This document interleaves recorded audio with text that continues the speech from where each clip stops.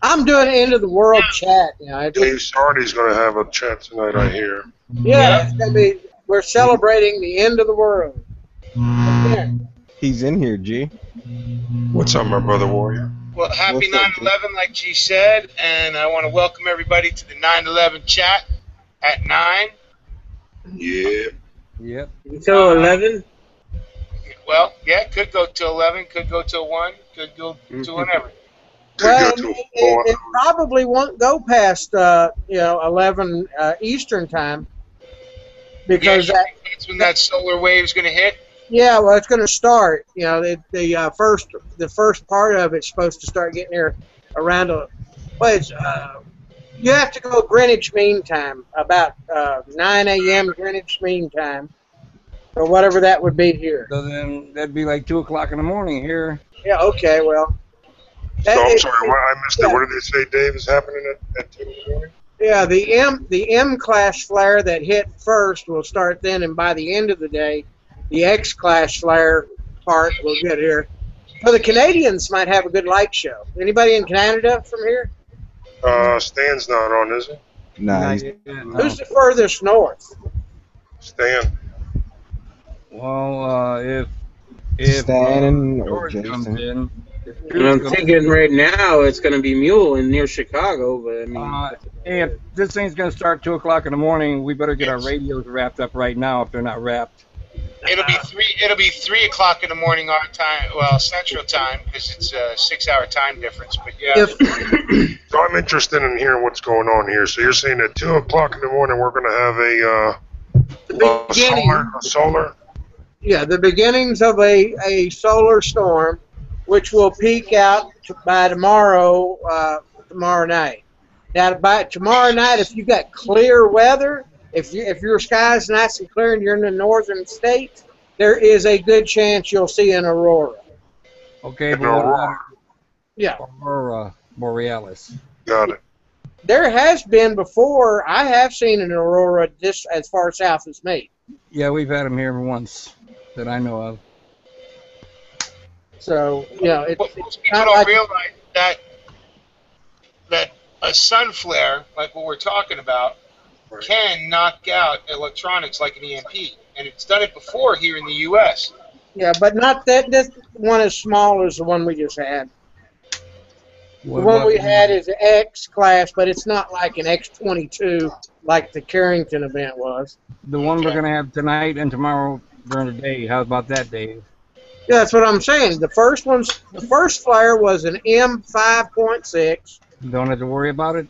No, and then the second one was an X1.6. And don't have to worry about that.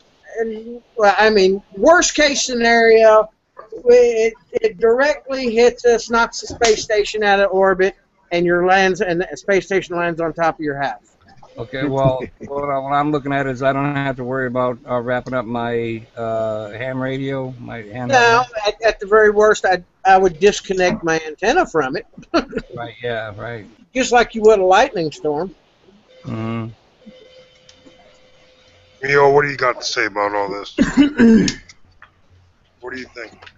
I think we should just rip our clothes off and run through the streets naked and say it's the end of the world.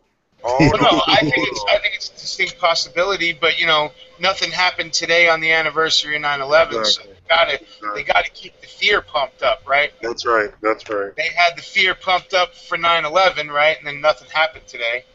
So, I mean, they also are pumping that fear up. We got to go back into Iraq. We got to go back into the Middle East.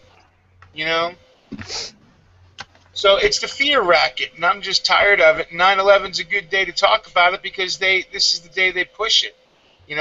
All week they've been building up all the fear. Did anybody see Fox News website? What now? They were saying they had George Bush, Jr. He had his video on there saying, well, if we pull out of Iraq too quick, pull our troops out too quick, it's going to go right back into the Civil War. And Fox was saying he was a prophet. The prophet Bush. I mean, come on, get real. Fox News is a propaganda thing too. Oh fuck yeah! Oh yeah. They're not as bad, but they are propagandists. Yes, they They're are. all propaganda for the media, for what the media message wants to get out. Whether they're going to call George, but if we'd have never went into fucking Iraq, then we wouldn't have half these problems. Exactly. 90% of the media in this country is owned by 6 corporations. Yeah. So if those 6 corporations get together, they're all going to say the same thing. And they generally do. They just say it in different ways, right? You're talking about how Bush is a prophet, but they're saying, yeah, we need to go back to war. Why? Because that's the only way our economy improves, is by war these days. Well, what was that old cartoon? It wasn't a cartoon. It was the puppet thing. America World Police something. Yeah, yeah. Yeah.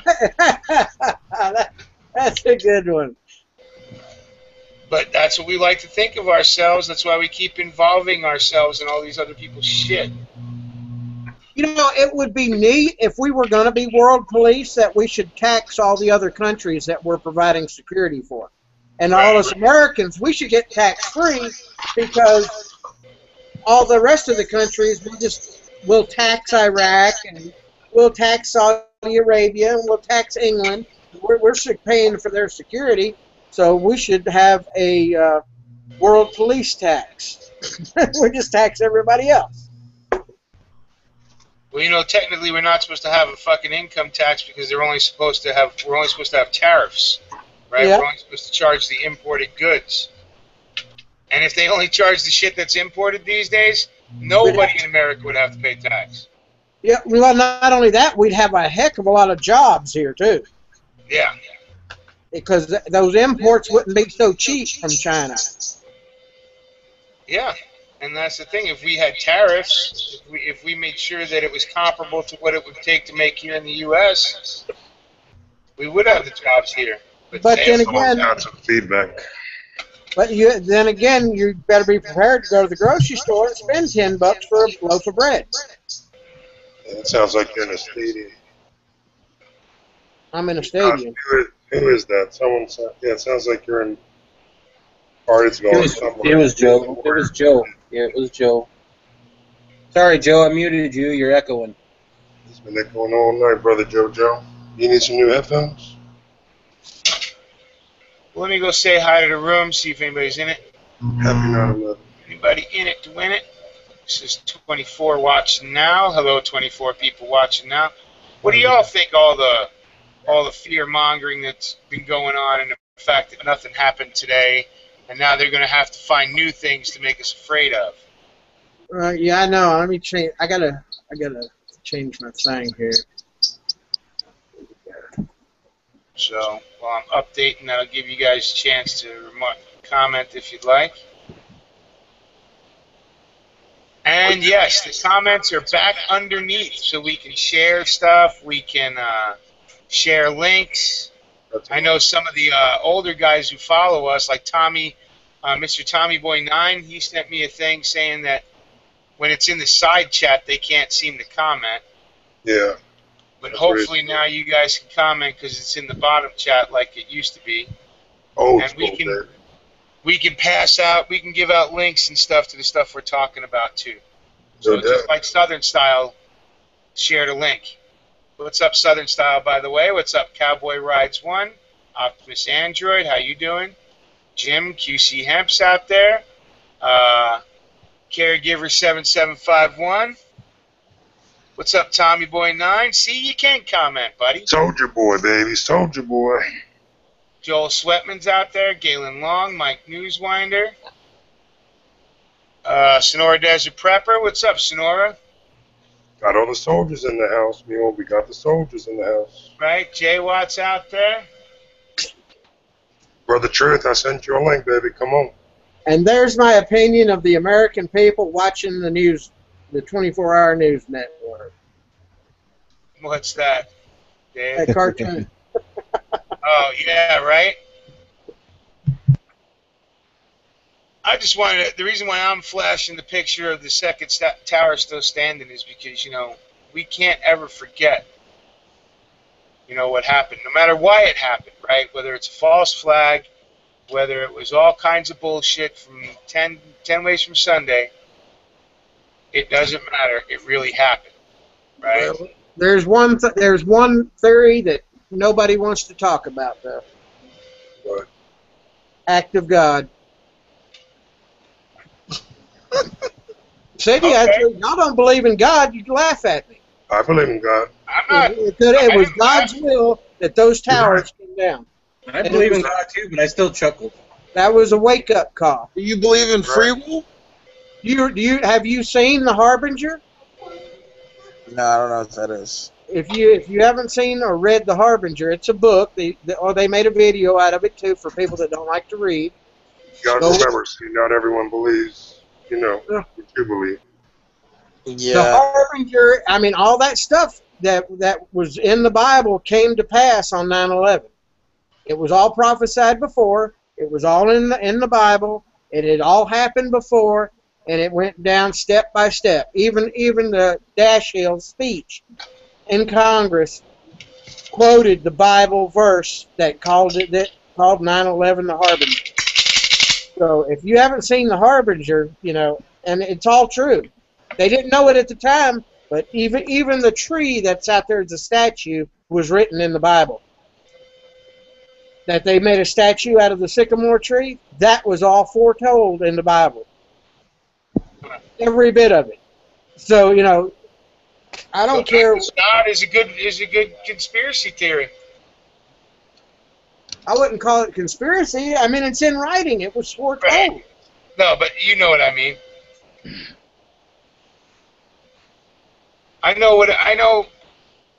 Like I said, however it happened. These are just warning signs to this country to wake up. And instead, I think we went deeper into sleep. I mean, people bought the line that the way we fight terrorism is to go shopping. Oh, everybody was praying and everything for about a week, and then it went right back to nut job about a week after it happened. What's up, Chad? How you doing, buddy? Oh, another day, another day. Good to see you, Mule. What's up, Chad? You too, Chris? Chadster. Warrior. Anything come through yet, Chad, or UPS man hit you up or no? No, that won't be till Tuesday. Gotta wait. Gotta be patient. I'm not good at patience. Remember those packages, Mule and Stinger? I finally got mine from Tony today. Finally. And that was like, what, 4 days after? I know Stinger got his on Monday. Mio, you got your shit on Monday.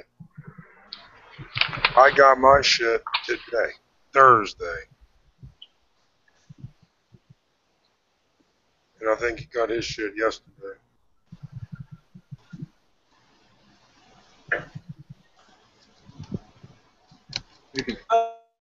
Okay, I found that the post later.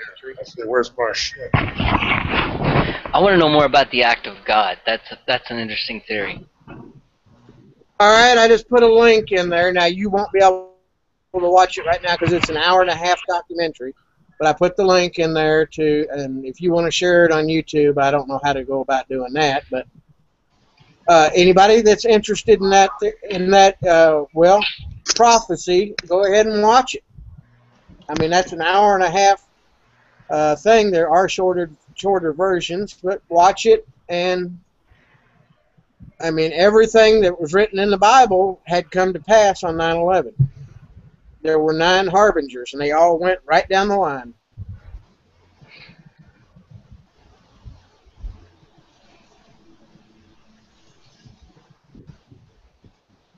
Well, I'm not hearing anybody argue with you, Dave. Well, it's because they haven't seen it. They haven't read their Bibles. It's all there. Everything that's happening today is there. It's just like nobody talks about the dam. They're going to try to dam up the Nile River. It's in Ethiopia. They're building the second largest. It's the biggest dam next to the one they put in China. and it's going to dam up one of the main headwaters of the Nile. And in Isaiah, it prophesies the Nile drying up. So if they build that dam and then they have a drought, what's going to happen to the Nile going through where Egypt gets most all their food from? Wouldn't building the dam fulfill the prophecy? Well, the dam wouldn't necessarily dry it up, but if they have a drought to go along with, they're going to hold back their water. And then there's a drought to boot, Right. like we're having out west with some of our reservoirs. Right. Let's say they have a drought, and then they shut the water flow off. Yeah, that will cause the Nile to dry up.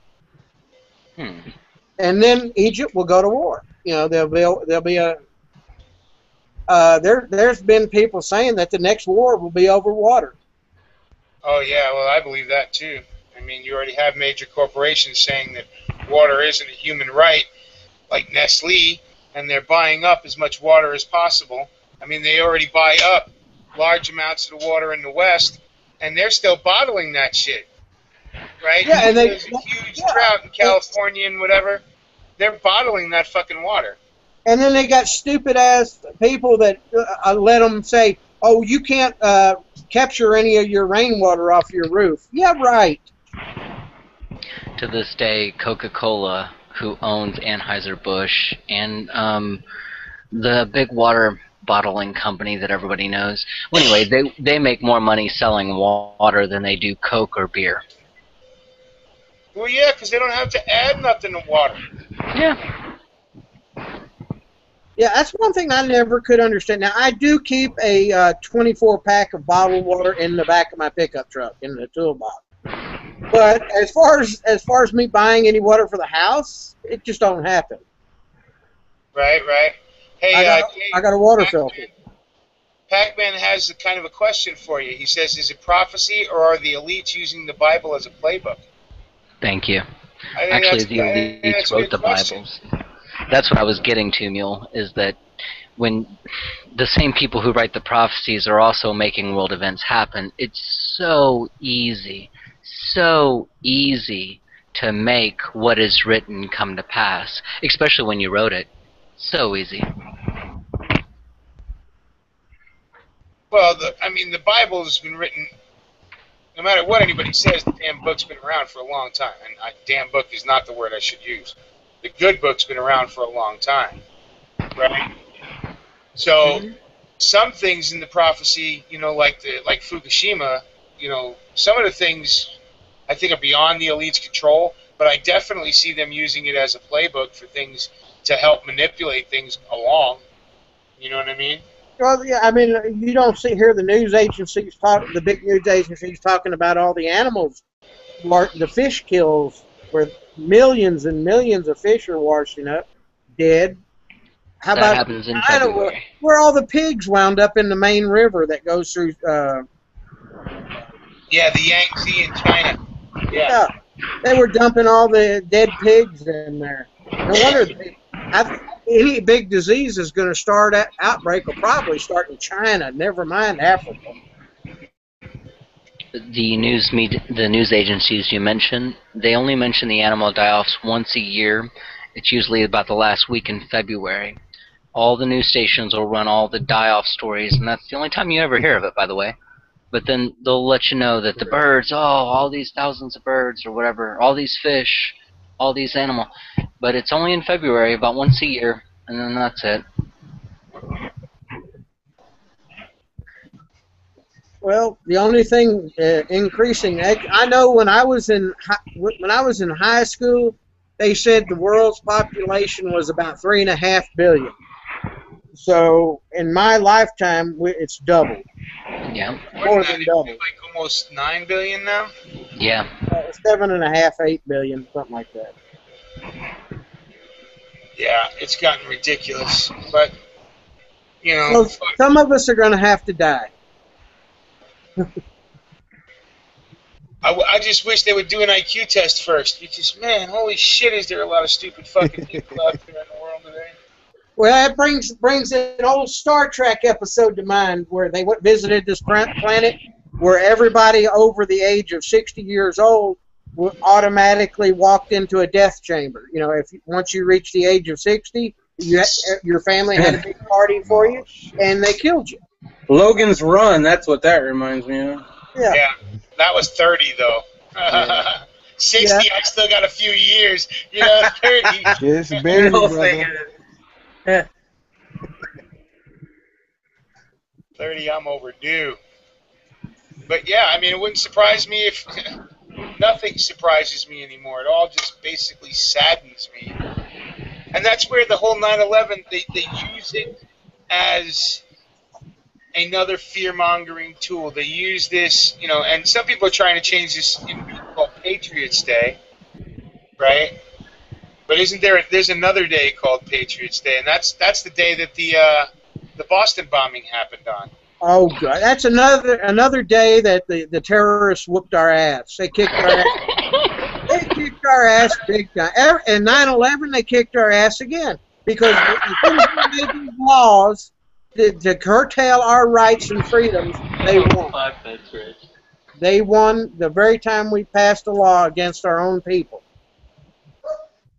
Well, and that's another reason why I think it's such a why I think 9/11. I understand that the buildings went down, but I'm still I don't believe that it was done by just fucking 17 Saudis alone, right?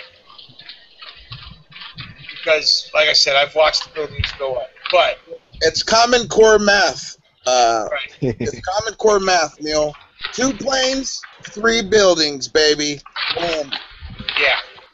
Common Core math. You do your math right, you can figure it out. Which is my problem is I learned old school math and it doesn't play out that way.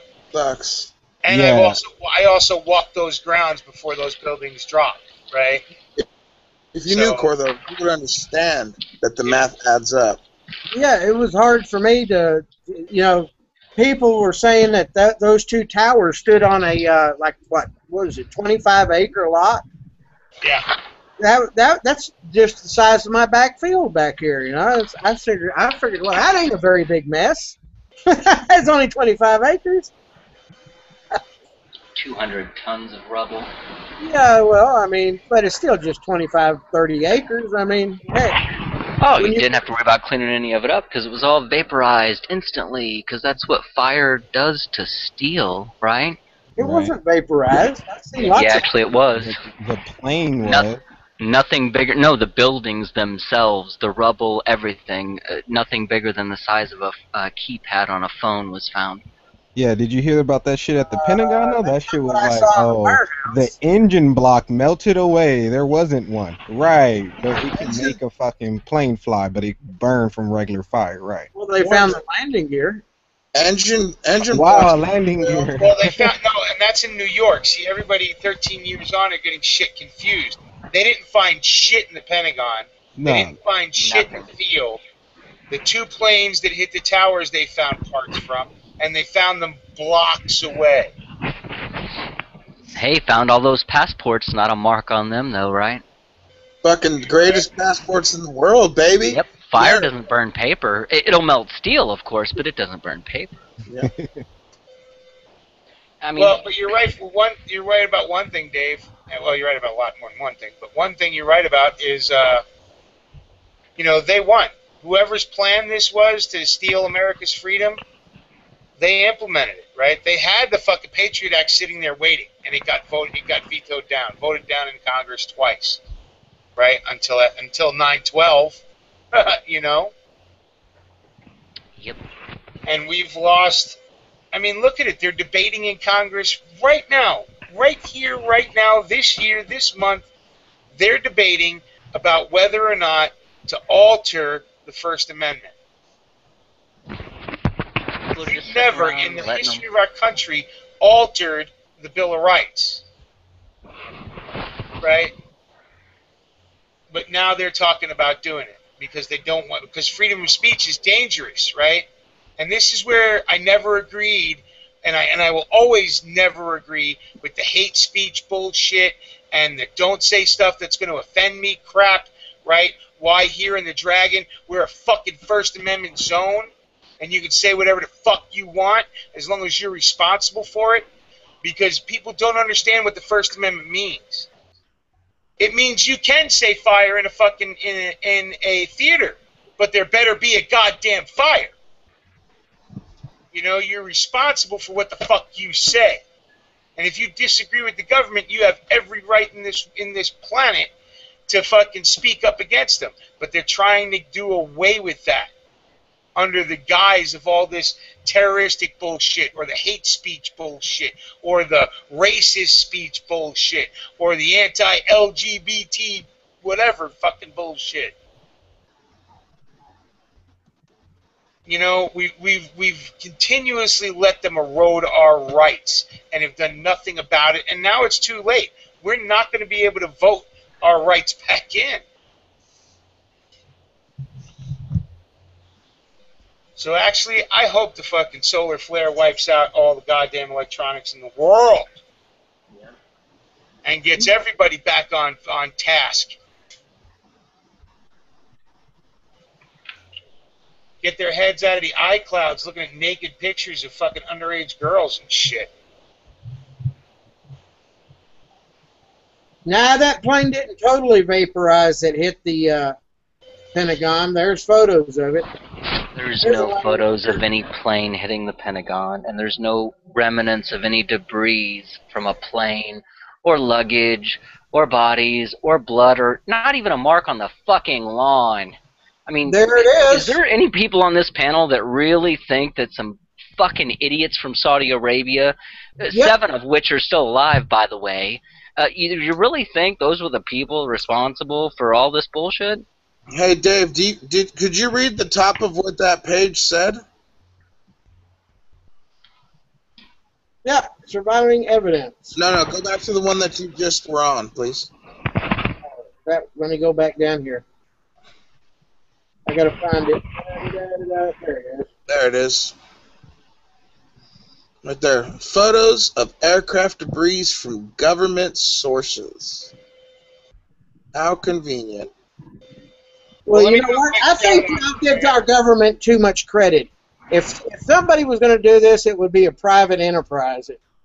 That's the whole thing. Government is people, private now. Yeah, it's the military-industrial complex. They make money off of it. The guy who owned the freaking buildings, he had to pay billions in dollars to retrofit that building or face fines. Oh, and then conveniently, right before he was going to get fined, it fucking does that? Right. Right before the Twin Towers got hit, the guy increased his insurance policy, too. Great. Yeah. That was a great profit, if you ask me. Let me, I want to answer real quick. Third Op put something out there a few seconds ago in the chat room.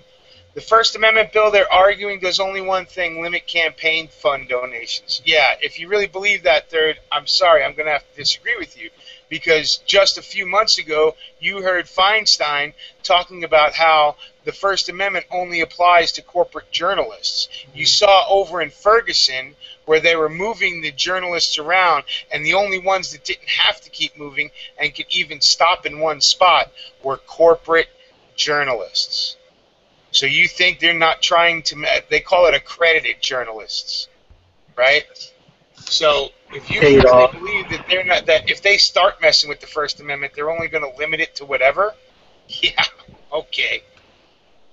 Well, a lot of people say, well, it's not going to pass anyway, so what should you care? Well, you should care because they're even talking about it. And that there's 49 Democrats that went ahead and agreed with it enough to put their names on paper, and that all the other Democrats are too scared to say stand up against it. They won't stand up against it at all. They might not have signed it, but they won't say that they're against it. And there's so many other ways. If you want to limit campaign funding, there's other fucking ways to do it than changing the First Amendment. Okay, take away corporate personhood, and you take away their right to free speech in the same way. Okay, so there's plenty of other laws they can change to end end the ridiculous campaign financing. Not that I think it fucking matters. All right, I just pulled up the First Amendment here. We already blew it with the 501c3 because the very first sentence in it is the Constitution prohibits the making of any law respecting an establishment of religion. What is the 501c3? impeding the free exercise of religion. So the 501c3 has told the churches, if you mention anything about politics, you lose your tax-free status. So the 501c3 is the first thing that blew the First Amendment right out of the water.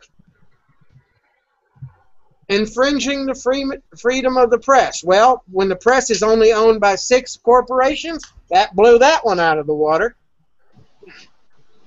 Right to peaceable assembly. Oh yeah, we can have any peaceable assembly. That's blowed out of the water. Petitioning the government for redress. We can petition, but they ignore them. The First Amendment's been stomped all over just like the Second. And all the rest. Yeah, but we still got to, you know, so many people make such a big to-do fighting for the Second, when in all honesty, the First is 10 times more important, because without your First, you don't even have the right to know about your Second.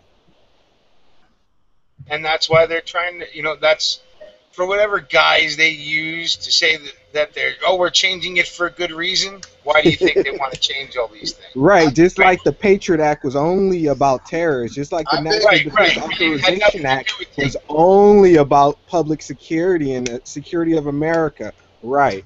Well, they're even saying that the language in this whole, the rewriting of the First Amendment that they want to pass, they're like, well, this only applies to here or there. We have no intentions of doing this, this, or this. Yeah, you have no intentions this minute, but intentions change quickly. Yeah, and then there'll be another motherfucker after you who will. Doing something, that tells me you have every intention of doing it. You know? At this point, I mean, we're letting them. I mean, if we're letting them do this, then I don't even know why we bother discussing it. Well, I'm not letting them do it. I fight it every day, right? We fight it in our own way, on the media, with our speaking our minds.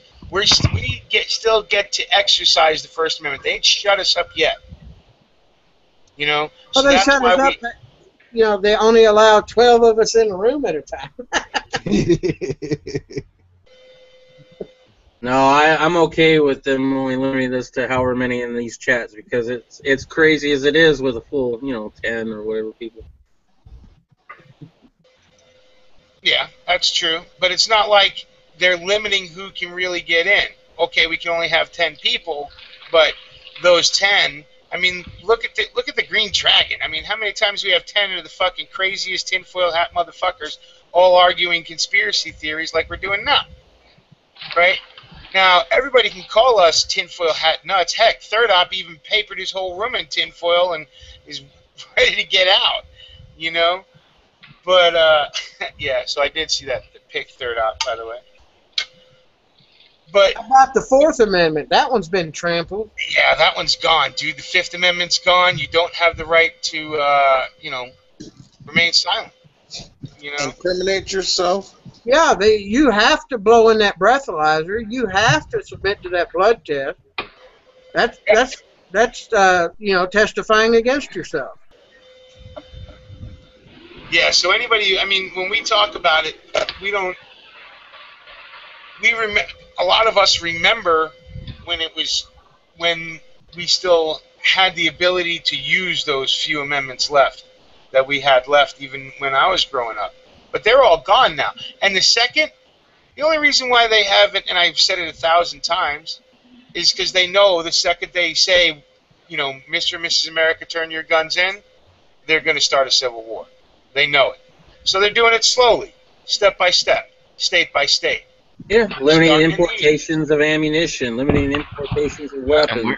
And we don't seem to be smart enough to recognize this because we're not doing anything about it collectively. Now you can't have full auto. SBRs, that's bad. And only criminals have SBRs, and only criminals have fully automatic. So we got to limit that too. Well, we got to arrest the police because they have fully automatics. Well, they're the criminals. They're telling you that the police are the only ones with it. Criminals are the only ones with it without a tax stamp. They're telling you it right there. They're the criminals. I didn't see anything in the Second Amendment saying with a proper tax stamp. Right. Well, in the Second Amendment, all the politicians leave out the commas. You know what in the English language, don't those commas mean a pause between the next statement? Yes. A well-regulated militia, comma, being necessary to the security of a free state, comma, the right of the people to keep and bear arms shall not be infringed, or comma, shall not be infringed. Period. Yeah, and the only restriction in the Second Amendment is against the government, not against the people. Well, the whole Constitution, right? It's all about limiting the government and giving the rights to the people. And look how it's been switched to where it's limiting our rights. It's not about. There is no such thing as limiting government rights. They're free to do whatever they want. They can shoot your dog right in front of your kids. Doesn't matter. You can't say anything. They can do whatever they want. And all these so-called rights are about what we're allowed to do now instead of what the government's allowed to do. We've been mind-fucked from the very beginning. We've been bent over for 50 years, kissing our ass goodbye. Well, they told you it's a republic if you can keep it, and obviously we have. Hey, I know we can't. I go to church every Sunday. When they start talking politics, I ask them, which one of y'all have been down to our state capitol just to see what goes on? And nobody goes down there. I said, why don't y'all go down there with me? I go down there. I don't. That's why I'm on the list. I go down to the state capitol and hang out in the hallways and be a pest whenever I can get a ride down there. If I get a ride to Nashville, I'll go down to the state capitol and be a pest. Right. I become a lobbyist. Kevin Stoll says, don't forget the men who were murdered in Benghazi. That happened on 9/11 2 years ago. And you're right, buddy. Thanks for reminding us, though, because I didn't say it when I started this 9/11 chat. And it's just as important. It's different than 9/11 2001, but it's just as important that they let those 4 men die and have covered up ever since. Well, 9/11 isn't over with over there yet, is it? Right. No, not for them. Well, and it's never over for them. Believe me, they think just as long term, a lot of these terrorist organizations, and if they didn't do it this year, they'll do it next year. If they don't do it next year, then they'll do it on the 15th anniversary. You know? The biggest terrorist organization that I fear is the United States government. Yeah. It is not the Islamic States of America, of whatever. No. I am more worried about you're more likely to get shot by a police officer than attacked by is. Yep. Or if you say that backward, it's sissy. But they're a construct of the fucking CIA, of us anyway. Mm-hmm. Right? Because, okay, if we're supposed to be fighting ISIS or is or sissy or whatever the fuck you want to call it, and the president's talking about, well, we're going to go bomb them in Syria, so which side of the Syrian fight are you going to bomb them on? Because, Assad's against them, and yet you wanted to bomb Assad last year, and the dudes who are fighting Assad are ISIS, but we were their ally last year. Well, that's one of the questions that always comes to my mind is where do they get all these wonderful weapons to play with? I mean, I would like to have a mortar. I would like to have RPG. I mean, these guys running around with camel dung all over them get to have all these neat toys, and why can't I have one? Because you can't have the wars of weapons on the streets of America. We have to send them off to the rebels that are fighting Assad. No, weapons of war on the street. I mean, you talk about Benghazi. That whole Benghazi thing was to get elected, right? Al Qaeda's dead and GM's alive, and we got to make sure that everybody sees. You see, we don't need a lot of protection there, and that's why that shit happened, right? But and now, as long as the president gets elected, and as long as he looks good for the election anyway, who cares about poor Americans, right? What does it matter at this point? Was a famous quote, right? Yeah. I'll see y'all later. It's time for me to change my old sweater shirt, feed the horse, and start up my chat. And we're gonna wait for the end of the world tonight. Well, all right, Steve, Dave, thanks for joining us for the hour. Talk to you later. Stirring stuff up, always good. Let me do some quick shout-outs, being I got a little pause in the discussion. We got, let's see. All right. Unspam that. And then I'll go to the comments. Because I saw Pre-Dawn showed up. What's up, Pre-Dawn? Harkus Mutts out there. Harkus NC. Cowboy Rise 1. Third Op is out there and actually added. See, this is why I like this kind of the under chat. He added the text of the bill verbatim. But let's see. So Pac-Man's out there, 522. Sonora Desert Prepper. Yeah, hey Sonora, you think he snuggled up to Eric? You think they were sharing the same bed pre-dawn? I think he has his own buddy. He brings him with him. You saw that blonde guy, right? That's Grant. That's his snuggle buddy. Just One Fix 2004 is out there. Kevin Stoll, Who's Your Daddy? Justin Woolley. What's up, Justin? How you been, buddy? Good videos lately. Big Dick Black. Wow. What's up? Son of the Republic, Daniel V. It's funny, Yeah, Chris people think got I won't wood say it. when he If said that. If I understand it, I'll say it. I don't give a fuck what it is. Optimus Android, how you doing, buddy?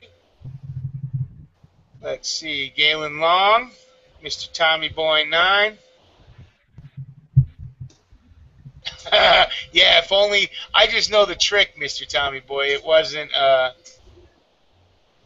Yeah, the Alien and Sedition Act restricted free speech was found unconstitutional. You're right, Pac-Man, and that was back in what, the 20s or the 30s, right around the Depression era. Oh no, World War I, right? World War I. All right, my brain's working semi. And I'm thinking I'm caught up. If I'm not, I'll catch you guys up next time.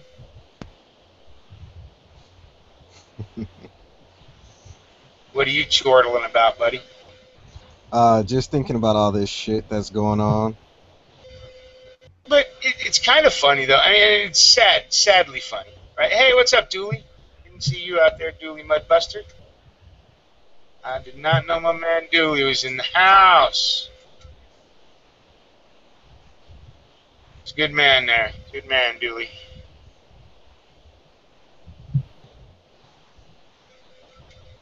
All right. Let's see here. All right. All back up to date. All right. Who's your daddy's asking who's the dick? Sonora didn't realize. Yeah. Yeah, yours is a little, your word's a little different there, Sonora. From Big Dick Black's version. And hey, Warrior, you didn't need to have a troll account in there, you know. I have a troll account? Oh. Why does every time I come into these things, you guys are talking about big black dicks? Hey, that's the name of a guy out there, dude. Not my fucking problem. What's up, Reb? What's up, Rebel Solutions? Rebel. Daddy Red. Oh, hey, and I don't know if Tony is doing his happy birthday chat, but Tony was thinking about doing a happy birthday chat. So just to let you guys know. Happy birthday to Tony. He needs to change his birthday.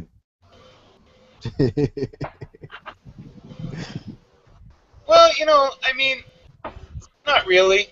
It's his birthday, and it was a happy day, hopefully before 9/11, and it can become a happy day for him at least, and maybe his family and friends, in a way. You know? Because you can't let all this shit become, I mean, every day would be a fucking memorial, right? I mean, I know Yeah, every day should be a memorial for our country. What's up, Reb? What's up, Rebel Solutions? Uh-oh. You're bleeding through, Joe. Oh, hey. Don't you think? Yeah, well, every day should be a memorial for our country because it's dead. I mean, we just have we can wave all the fucking pistolas and rifles and shit around that we want, and that's only little toys they're letting us keep because they already got everything else. You know? Yeah. I think the government should shut down until that Marine is released and gotten out of the Mexican. Well, if the government shuts down, how are you going to ever get them back? Well, they're not getting them back now, so we'll save a bunch of money. Well, I don't say shut them down. I say they should actually do their freaking job. Yeah, and they haven't done it yet. You know, the goddamn governor of California's talked to their president. You know, fuck that. Fucking the president. If you look at all the titles he has, one of his titles is chief fucking ambassador. He should be over there just like any other ambassador will be dealing with this type of shit. He's the one who should be there. Just call El Mexicano and say, hey, come over here to D.C. Well, Eric Holder could get him out in a heartbeat. He's got major connections with the cartel and that owns the police. Yeah, well, he made sure that they got armed through Fast and Furious, that's for sure. Yeah. I mean, you know, him and his buddies at the CIA make sure they got their guns and drugs. Oh, God. Now I know why Tony's not coming in. Who the fuck wants to be depressed on your birthday? I was at the DMV today, and a new thing that I just noticed, it said, I am not eligible for a social security number. Check the box.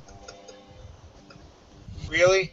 Yeah, I'm dead serious. It had the social security number. You had to put your social security number, right? And right underneath this says, I am not eligible for a social security number. I was so like, then what kind of other ID do you have to provide? I mean, other than showing up and looking older than 21, you know? Nothing, apparently. Apparently you need to bring a burrito. Well, no, because I could show up there talking some bullshit Gaelic and fucking say, yeah, I ain't got nothing. I just came off the goddamn boat. Fucking jumped the border with me Brown brothers. I asked the lady, I said, what if I'm an illegal immigrant? Do I have to give you, because I didn't fill out my social security number. So what if I'm a legal immigrant? Do I have to give you my social security number? She said, no, you can check the box. Get a second one and then come back the next day and get your real one with your social security number? Yeah, they won't do that because of the whole fingerprint and facial recognition bullshit, I think. Oh, you guys got that crap? Yeah, I know we got fingerprint. I had to fingerprint like 3 times today. And that's why all patriots wear gloves. Yeah, don't be silly. Wrap your willy. Wear a glove. I ain't ever going to fucking California. Don't be ever again. You can't say that, right? Because all this tyranny, all the stuff that we talk about that's bad here, let's say for some fucking reason we started fixing this shit, whether it be through the ballot box or through the fucking chamber of my fucking Glock. Either fucking way, you gotta eliminate it all. You can't fucking just leave it here in California, or it will spread like cancer again. You gotta fucking kill it all. Then why ain't you guys doing your damn jobs? You're in California. It's your state that's doing all this tyranny. Because of all this shit to you. Next, they're going to be wanting a biometric chip in you. What are you going to say then? Oh, I don't. They already are trying to do that shit. What do you think Obamacare was the precursor for? That's why I don't fucking deal with that shit, right? Who's vacuuming? The Green That's Dragon. Warrior. No, that was Chris. No, that was Chris. Chris, you motherfucker.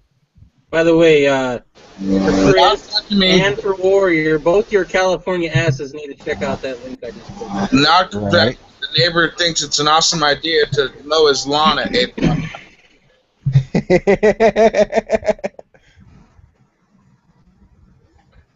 Yeah, but they can't have that. Yeah, they can. They just can't have a BMG. Yeah, you think? So they could have this? That's California legal. Damn. All right. Think about that. It's a short little motherfucker, though. It might be, fat, and it's a 50 caliber Glock conversion for everybody out there watching. It's a big fat 50 caliber bullet. It's just in a smaller little casing, which is kind of cool. Right, so it's got to be at least the length of a fucking 10 mil, though. Mm-hmm. Actually, I think it's about the. I think it's actually about the length of. No, I think it's about the length of a 45 ACP. It says diameter of 45. Yeah. But can you imagine, right? A 50 on a polymer frame? Yep.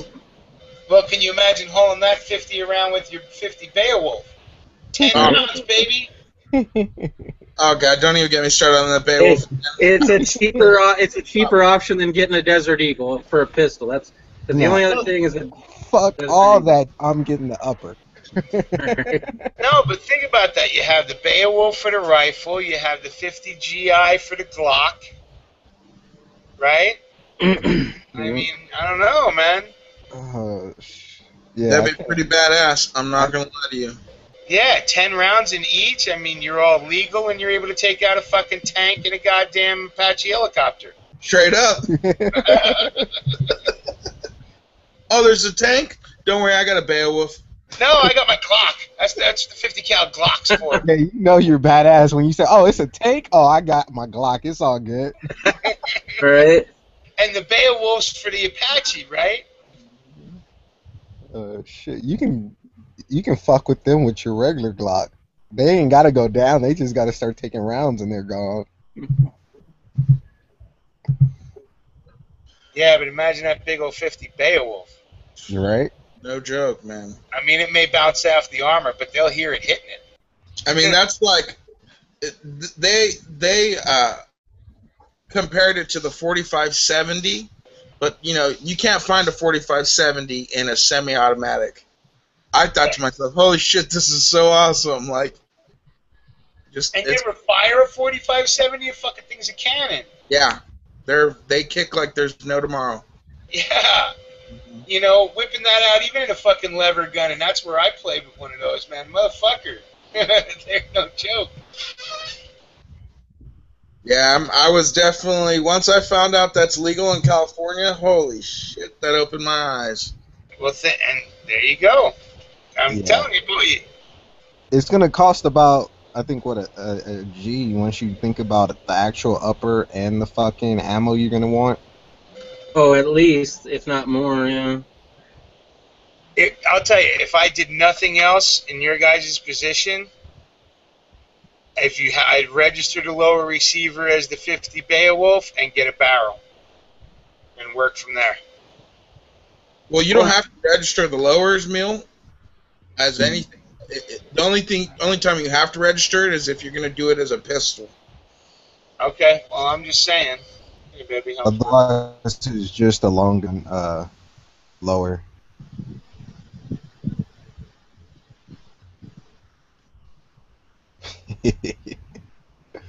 Oh man. Yeah, I'm excited about that Beowulf. Yeah. So, Mr. Rebel Solutions, how have you been, brother? I've been alive. That's good. That's a good thing that you're alive. Where's your best friend at? High Desert Pioneer. I don't know. That's weird. Good old High Desert disappeared on us. It's a football night. You gotta understand. You don't know High Desert in football season. I can't even spell football. Yeah, that's football going on then. SOCC. Ah, you stole my joke. Yeah, he usually comes in later anyway, but you wouldn't know that because you're a noob. Yes, sir. I'm fresh. Fresh meat.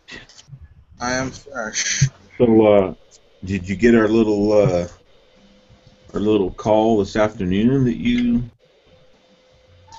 decided to come on? I did. I seen that. I jumped in late, and you guys are already over. And it was gone. Secret squirrel trading. Gone, gone, gone. Gone. Yeah, you can see behind the scenes the inner workings of the dragon. Gone. I was disappointed. I was like, damn it. I never get one of these. And the day I do, I don't make it. What an idiot. Yep. Story of your life, man. Seriously. Well, I saw that you were on. That's why I sent you one, because I figured you were. Oh, I was on my phone. Yeah. Yeah. So, I was in the damn DMV, man. I'm telling you, it was fucking horrible. Did they at least have Wi-Fi? No, I don't connect to that shit. Are you kidding me? That's the easiest way to get your stuff stolen. I don't have anything to worry about. Never connect to Wi-Fi's. But yeah, I spent 3 hours there, man, at the DMV. What? No joke. I got there, right? And I was number G095. They called G006. I was like, you got to be kidding. Were you just getting your license renewed or something? Yeah, just getting my license. Well, here's the deal. I have a change of address, and I was going to do it online, and it says if you do a change of address and your renewal at the same time, it can make a 7 to 10 week delay. So I figured, man, I'm going to really screw myself if I do that because I need my driver's license. My driver's license expires in 2 weeks. Why didn't you set up an appointment? Dude, I completely forgot that I was supposed to even renew my license.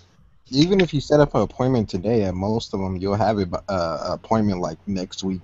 Nah, well, see, then I'd be even less time of having a... I'm at a bad DMV, but ours are within a week. Yeah, it wasn't worth it to me. I just went in there and spent the 3 hours, called the day off, and just took care of it, you know? You called yourself? That's kind of creepy. You know, they say you're crazy when you talk to yourself. No, it's crazy when you start responding. Well, were you rude to yourself and not respond? Sometimes. Yeah. Fuck me. I don't want to talk to me. Fuck me. At least he's honest. Hey, Chad, look in that sidebar. That's what everybody's going to be buying this year. No, Reb's not buying within a year. I think Reb would want one. What you say, Reb? I'm surprised Rev don't have one already. No, they don't have it in AK. If they put one in AK, it'd be okay. Here's the deal. Reb's got a magical beard, and it's not impressed.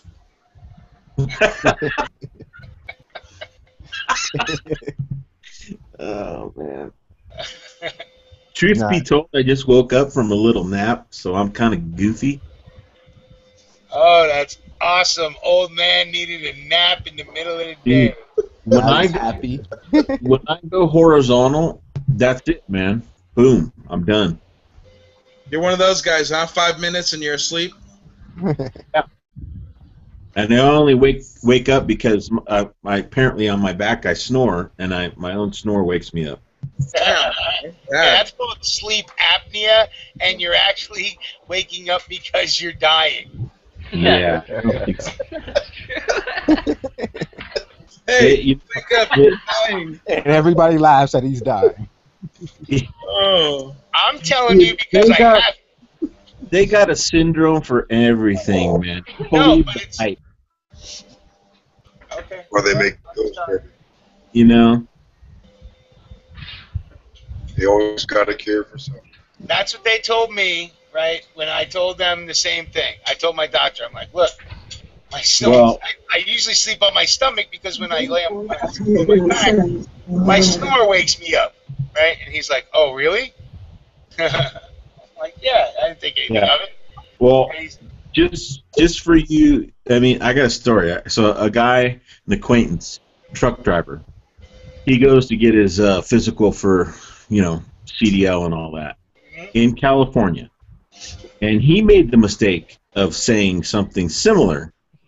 And that's exactly what they did. They diagnosed him with sleep apnea right there off of a statement and made him shell out huge money for sleep tests and a big machine and all this nonsense.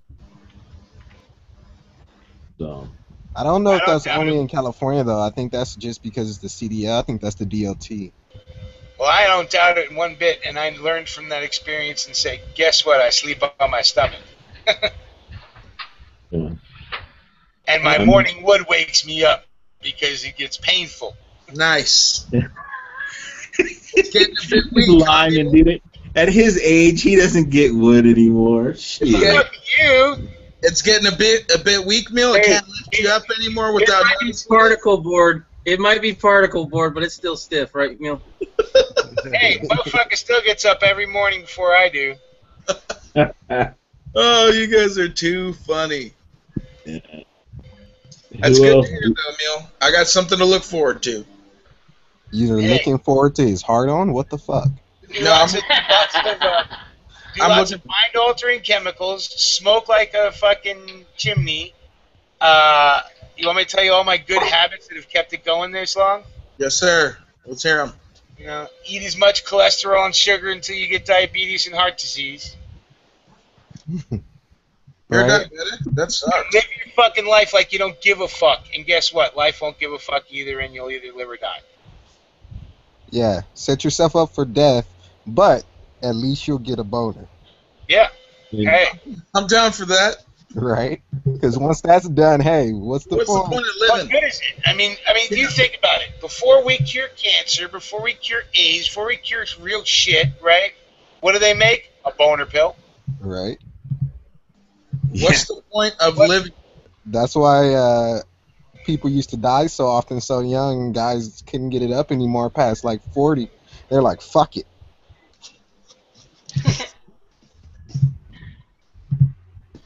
So that's my point. We should look at it. I bet you there's a steep decline in suicide rate after Viagra came out. Oh, I'm sure. Well, I don't know. Maybe the women's rate raised and evened it out. He just keeps going and going. I don't know what to do. Yeah, after 4 hours, she's the one calling the doctor, right? No, she's calling the going, I can deflate that. Hey, Reb, we've gone full circle since you've been in here, brother. Yeah. Oh, yeah. That's all started out talking about boners and ended up talking about boners, huh? Yep, full circle. Oh, that's too funny. Well, we started talking about, are we afraid enough yet? Hey, what's up, Hick Billy? Hick Billy came in. What's up, brother? What's up? Hick, hooray! I'm so scared of ISIS. I'm What's up, terrified. Oh, man. Sonora says, perfect timing, Reb. I knew you would show when the dicks came out. Sonora. Wow. Where is that guy, man? Where is he? Oh, dude. Did you guys check out his elk hunt video? Oh, did I ever? I like that guy. Dance? Oh, that fucking shit was awesome. I like that guy. I went in today. Sorry, man. Go ahead. Even more barbaric when they're using bows and shit, man. Savages. Awesome. Fuck you, barbaric. That's Savages. awesome. Oh, that barbaric is good. You know? Get down with your friggin' uncivilized self, right? I reshared that hoping some animal activist would be like, "Oh, you're bad," you know? Right? I'd And love, I'll say, I'd love to hear if he's getting any hate from that, because he picked up a couple of trolls when he didn't he bag on like Nugent or something. yeah, but they're not eating the jerky. You know what I'm saying? Yeah. Oh, that stuff was awesome. I'm on his list for that one. Gold. I say, what? Those sticks? Oh. I say Midway's got all four of the Bailiff upper in stock, so there's the pistol version. Yeah, by the way, I wouldn't shop at Alexander Arms. You can buy their products right off of Midway, and they come a lot sooner in the mail. Just in case anybody's got, $700, $800 laying around. And probably a little cheaper, too. I don't know. but it's definitely. I did a lot of research on customer service because that's a big thing for me. And a lot of complaints were with Alexander Arms that they take forever to ship it to you. Okay. Well, there you go. Good call. Then Brownells, because Brownells got good customer service. Yeah, Midway's Midway, been awesome. they sell it on Midway too. I'm learning patience on shipping stuff right now. Right. Overnight. Midway's got overnight. awesome stuff. Yeah, man. did you get out that side rail mount today? No, I'm gonna get it out tomorrow. Fucker. I'm gonna get it out tomorrow. Sorry, bastard. Yeah, I believe it as much as I believed you yesterday when you said you were gonna send it. So. Dude, I didn't think I was gonna be in the damn DMV till freaking as late as I was today. I was pissed as shit. And make sure, Chris, if he doesn't do an unboxing like in the same half hour that he gets it, that you're bitching. You see that I put up an unboxing of G's stuff like the day I got it? Look at you little. I'm thinking to myself, man, everybody's getting shit. I better get in some of these chats, man. Shit, where's all the free shit? Hey, anybody having free shit, you can go ahead and send it to me, man. I'll give you I tried to send you some shit, sucker. Get you on, bro. You never around, bro. I tried to hook you up, Reb. Well, I didn't want to take your belt, Chris, because I knew that your order from that company would take like 6 months. So that's what I was talking about. Man, I knew exactly what you were talking about. Let me guess who you're dealing with. Is it SOG gear? You gotta be patient. You gotta build up some woosah. Say one word. But hey, bro, they're so good. They put out a video every other day. Right. You say at least 2 more belts. I'll say this, man. That I dig that crew. I dig that dude is real. Yeah. He ain't trying to kiss your ass. He ain't trying to be some kind of PC stuck ass dude. He's being him, and I appreciate that. If we would just there'd be more of that going around, we'd have a better world. I tell you right now. He realizes a $15 order is not going to ruin his company. Right. Oh, you came up with $15? No, wait a minute. Congratulations, Chris, on getting $15 at any one time to buy something. Right. You're mad. No, what it is for anybody who doesn't know who we're talking about special operations equipment. SOE. SOE. And it's handcrafted shit. Number one. Yeah. Number two, they tell you, hey, our lead time is 8 weeks. So, I mean, you really can't bitch until after 8 weeks, and then you can call them up and say, hey, it's been 8 weeks. Yeah, like I said, I'm usually that guy who pays for overnight shipping, and I'm not gonna lie to you, I've been having to test my patience on this one, but I'm cool with it. I figure when it gets here, it'll get here. If it doesn't, yeah, it'll get there, dude. Or What a are you freaking ordering? belt, that's not important. But when Oh, we're the talking belt? about the 50, yeah, that's overnight. I want that shit now. I'm gonna pull all my fucking hair out. yeah, I'm not gonna. I sure in hell ain't fucking emailing John Willis shit, except for thanks, man. Don't worry, Chris. It'll be here by June. Like I said, It takes so long, you forget that you ordered it. So when it does just a show up, it's like a gift. It's like Christmas. It's like, oh wow, I didn't expect this. Hey. You forgot you paid so much for it so long ago. yeah, like I said, Chad, if it comes a year from now, I'll just text him. I'll email him. Hey, thanks, man. That was awesome stuff. Please don't make a video about me saying thank you. I want to touch base with them and say, hey man, you mind making a video about because it's just bad publicity is just still publicity, man. So, okay, what do you want to make a video about? Bad publicity? Because he's doing videos about all these idiots that 6 days goes by and they're emailing them, say, you guys are horrible customer service, where's my shit, blah blah blah, and it's funny because I read the shipping times, and they give precedent to deployed military and whatnot. So that's why their lead time's so long, as well as their custom shop. You know. Well, unless their belts are like fucking, they have gold bricks in them. I need a belt. I needed that. I need it within reason. I'm not going to wait 6 months for a belt. It better be the last belt I ever need to buy. I'm telling you, the belts, they're not crappy belts. They've got freaking. They tried to Just go down. Bar. Just go down to Home Depot or Lowe's and get yourself a construction belt if you need it today. There you go. And I'll tell you what. You know how long those last? Forever. Yeah. So. What's that, Jim? That's what I was about to say. What's that? That's a 50 Beowulf, isn't it? 50 Beowulf, yeah. 50 Beowulf. Wow. Everybody's all talking Beowulf, so. Yeah, don't you have like 20 of those rifles? No, all you need is just one upper. Right. You have the upper, Jim? Yeah, that's the entry. How is she?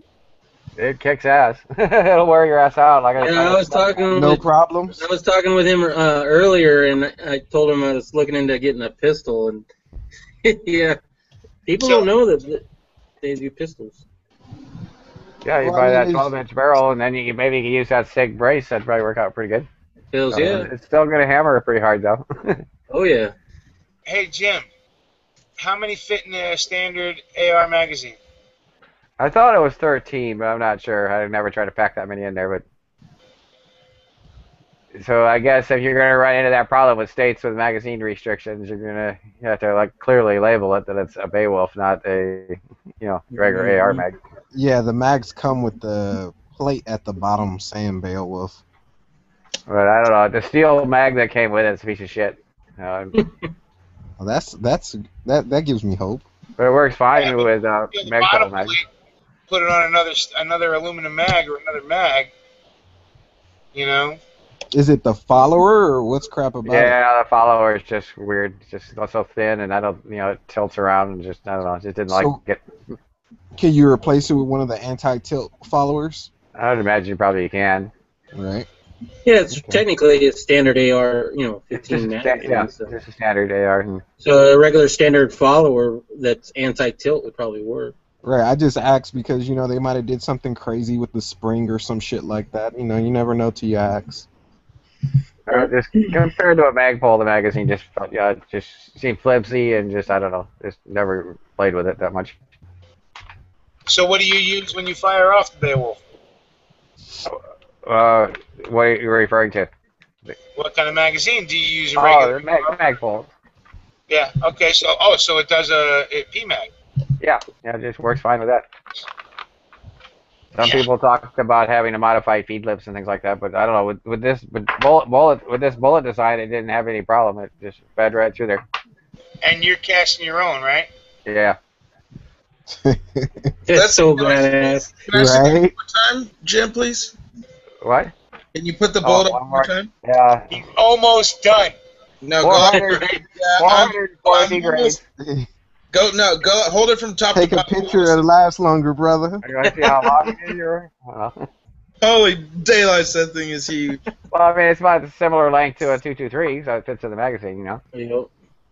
It's just a hell of a lot fatter, that's all.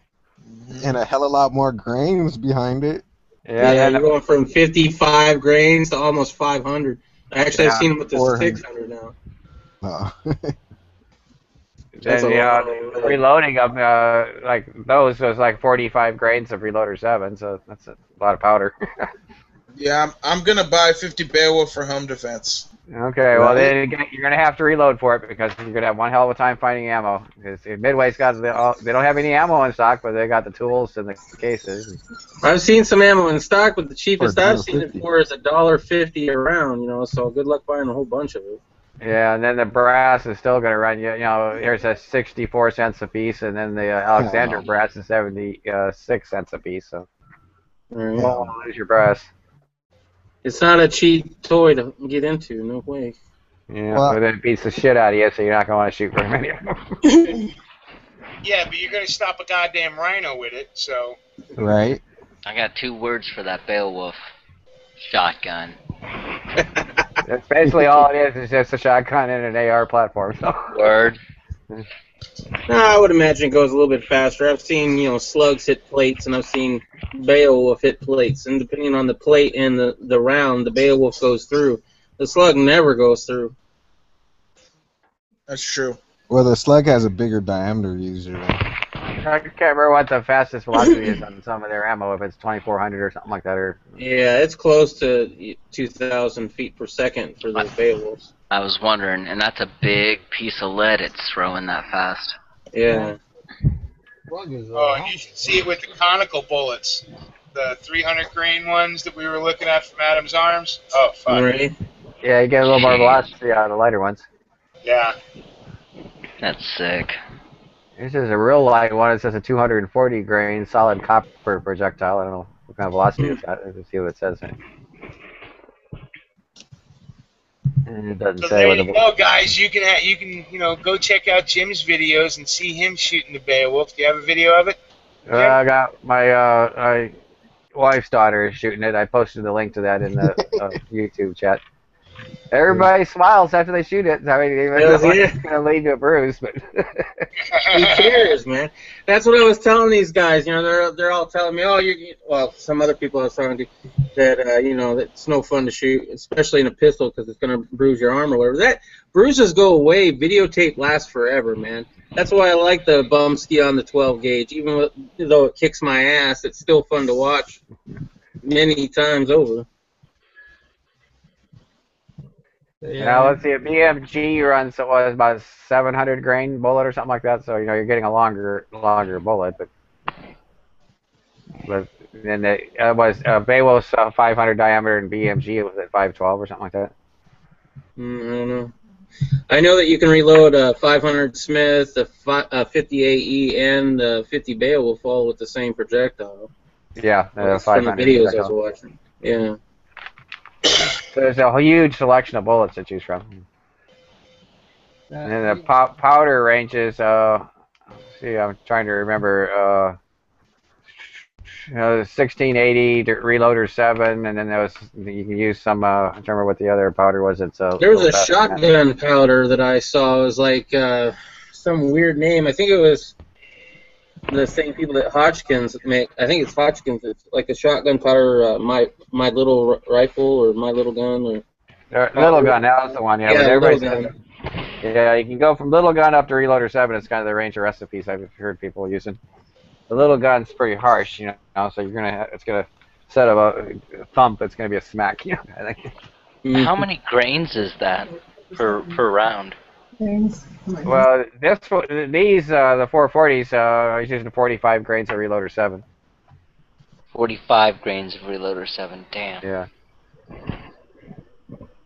Damn. So even for number 4 buck, I mean, I'm using WSF Winchester powder, but still 27.5 grains is a pretty snappy shell.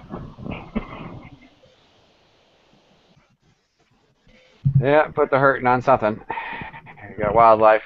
It'll take care of it. Have you done any type of ballistic test with that 50?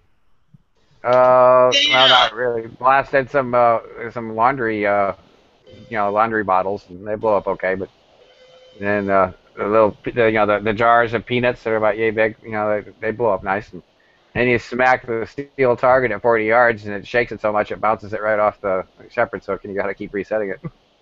Damn. Well, I'm watching. You said that's your niece or your daughter-in-law? That's my wife's daughter, yeah. Oh, okay. So your stepdaughter. Yep. Zombie mag too. That's awesome. No, it's a novelty, but it's fun. Right. You never know when you might need it, though. I mean, if you need anti-equipment type rounds, huh? Well, yeah, Anti-hard knock. I'm just wondering about deer hunting. If they don't want you, like in Iowa, you only can use a rifle in the lower tiers of counties, but you can shotgun in the other counties. So I don't know if a Beowulf would be comparative to a slug shotgun, where they might let you use that. I don't know. You probably have to ask DNR, I guess. Nah, I doubt it. Right. Yeah, DNR never gonna let that shit happen. Does that round take the same power as 223 or more? Was that the powder charge? Is that what you're asking? Yeah, how much powder does it take as opposed to a 223? Well, let's see. If you're gonna reload 223 with something like Reloader 7, I'm guessing you'd use, I don't know, 20 grains or so. So you use about double the charge, But 45 grains. If your gun, you know, if it's an AR and you're shooting that stuff through it, isn't that gonna, you know, damage something in the gun work? I don't know. I mean, it has it, you know, it has the standard bolt carrier. It just has the bolt itself is a AK type bolt. You know, it's just the base of the bullet's the same as the AK.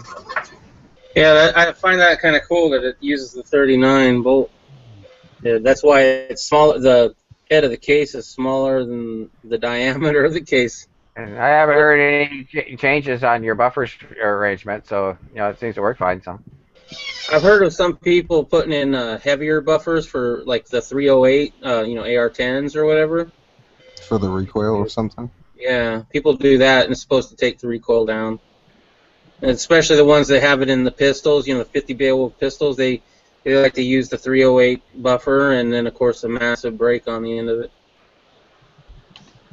yeah, the brake could probably help a little bit with the recoil, but you're gonna have a hell of a blast coming back at you, or you know, off to your side. You know? Anybody standing next to you will get a shockwave.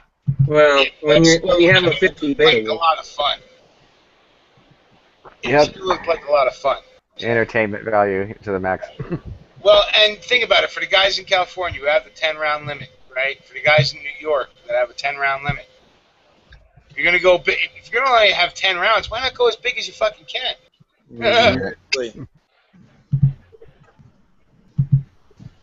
yeah, I like it because you know, fireballs are fun, man. I'd be putting on the biggest break I could on something like that. I'd love the fireball. I mean, you know, tactically, you know, it's not good, but that's not, you know, something for California it might be. But for me, you know, of course, I'd go with a AK with 30 rounds versus a 50 Beowulf with 7 or 10. You know, I wouldn't even have to shoot you with that sting.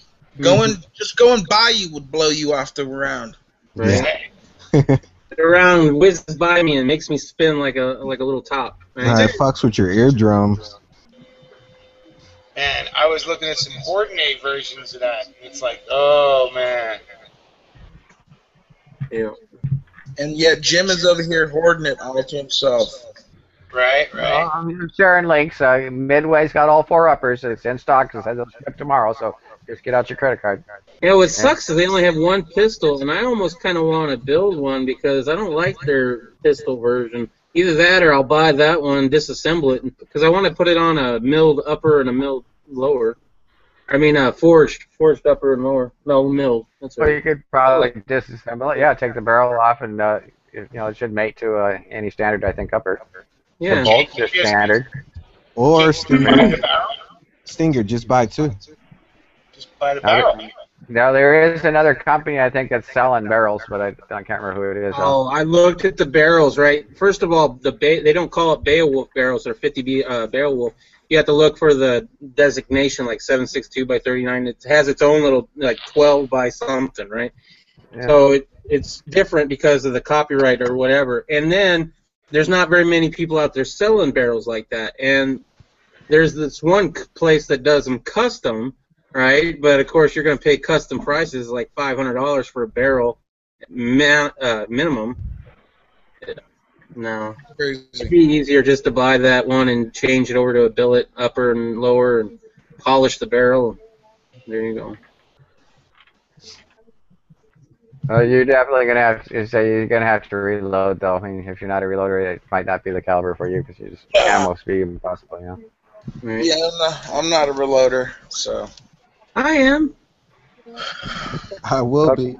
And Chris, didn't you say something about you got a shot shell reloader or something like that, a handheld thing or something? Or? No, I think that was. That was me. Oh, okay. It was like a handheld. What brand was that? That's a Lee Classic loader for shot shells. Oh, okay. It's the two. Yeah, it's like $56 or something like that. Right That's on. what you're talking about. Yep.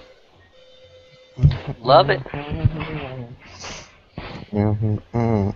Next would be 9mm. Or, no, next would be 223.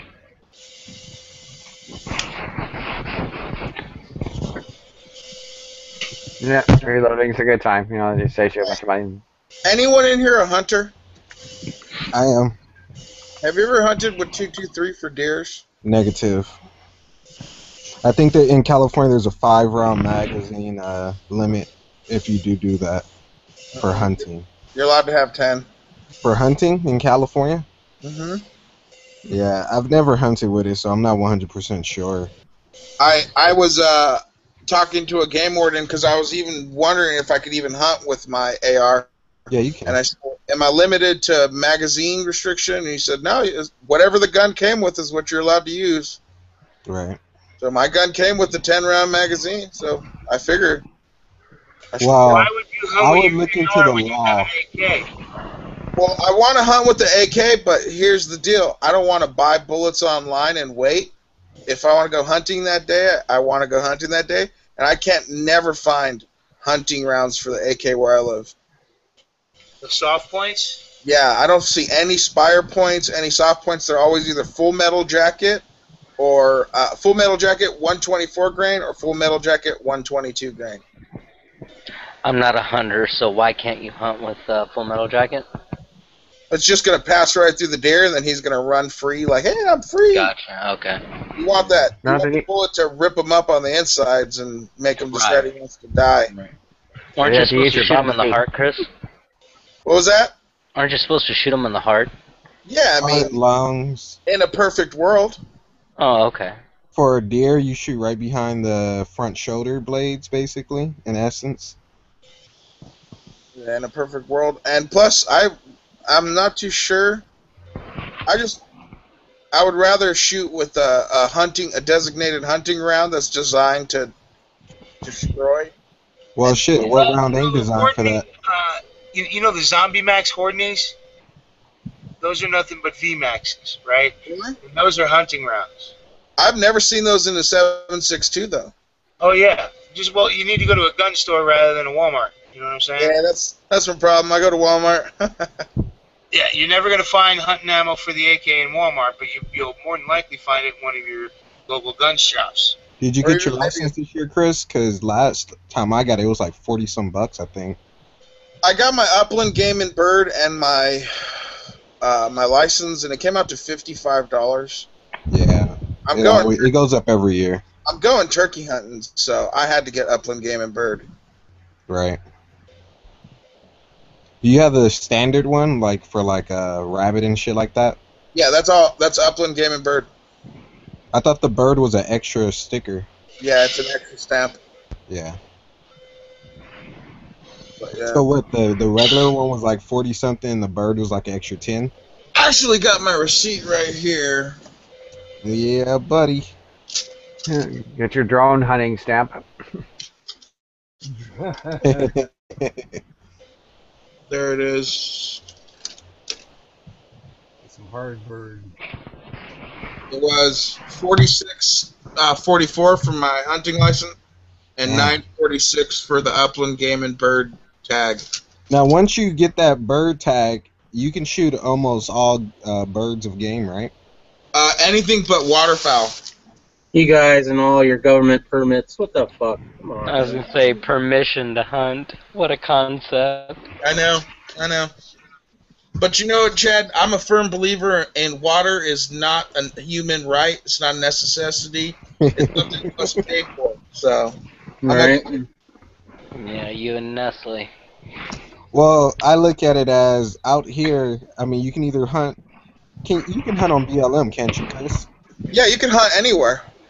As long as... say anywhere. Well, anything but private land. Downtown LA, motherfucker. I'm rolling down Rodeo with a shotgun. I think I saw a squirrel. His grandparents bought one. Oh, you guys are too funny. Shit, I can hunt possum right off my front porch if that's the case. You know what I mean, Warrior. There's restrictions. Right. You can't hunt, 100 yards from a road. Across water, shit like that. 1,000 feet from, you can shoot across water. It just has to be still shot instead of lead. Right. Or a road, yeah, you can't shoot across the road either. I've seen that happen. I'm excited about it. Is there any actual Department of Fish and Game land up where you are? Because No, that's there's usually no. where I go hunting is on fish and game reservations and shit. Oh, we have the San Jacinto Wildlife Reservation, but that's about it. They'll let you hunt on that? Yeah, someone's got a bad echo. Is that me? I think so. That's weird. Myself can hear. You gotta earphone it up, brother. No, let me school you a little bit. If you can hear the echo, it's not you. Oh. Well, I can hear the echo, so. I can't hear it now. Yeah, it disappeared. Nope, there it is. It's you. I'm looking at your picture. You go green. Wow, it's talking. No wonder I'm going green. Nah, it's gone. Oh, yeah, it's gone. So, anyways, we have actual wildlife reserves like San Jacinto Wildlife Reserve. And they have, if you go in time, I think that's Joe, because now I can hear it after he came on. I got nothing up, and all I have is just barely. I can barely hear you guys talking. So how can it be me? I don't know. I don't know, Joe, but when you go mute, it disappears. Hmm. Mute. Okay. So anyway, yeah. So we have a place where you can duck hunt, but duck hunting is $156 for the season. Well, if you go enough, it's worth it. But if you're only gonna go once or twice, I mean, It's a 5-bird bag limit. Like I could only hell hunt no, on the fuck weekend. that. No, fuck that. Hey, do you know the bag limit for rabbits? I think it's 7 a day. Nah, really? Yeah, I'm pretty sure. I have to. Now, Look is that jackrabbit or cottontails? Because I know they're different for both. I think no, cottontails. I Cottontail. think jack I don't is think there's a unlimited. limit on jackrabbit. Right. And then when the game warden comes, be like, they look the same when they were running. Look, we're putting Sting to sleep. Hey, you guys put Stinger to sleep. We're putting Sting to sleep. He only hunts for bush. Right? He's a beaver Sting hunter. hunts at the meat department in the grocery store. Come on now. We were rolling good until we got on the 50 fucking caliber shit. Then these two clowns started talking. Sorry, California legal. Let's talk about all the fucking shit we had to jump through in order to go hunt a goddamn jackrabbit on the goddamn 9/11. We're free! I'm free! Do what we tell you. I'm free! Oh, man. Well, hey, at least you guys know I'm a law-abiding citizen. Yeah. That's the shame in that right there. Yeah. So were most of the Jews, Chris. So were most of the Jews. Hey, Chad, haven't you noticed that I'm keeping this section tattoo-free so when they come give me my stamp? Your barcode? Yeah, when I get my barcode, Like bro. you said, I'm telling you, they're already trying to implement they're going to try and implement that RFID chip or some shit. Yeah, that's what they're going to do is the chips. I've been told that there will be cookies and chocolate milk on the bus. I'm getting on the Hey, bus. you need regular milk with your cookies, okay? Chocolate milk is separate.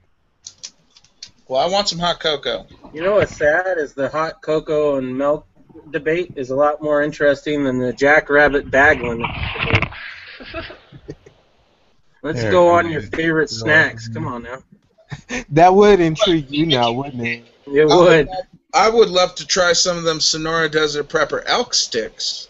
Maybe that could be one of my snacks that I like. Yeah, and I can vouch for Chris. He actually puts up a video. All right. It's true. We What was have that? snacks and Wi-Fi. Get on the FEMA bus. It's an all-you-can-eat buffet. Right? And free Wi-Fi. It's not even going to go against your data plan, so you can still pay your phone bill.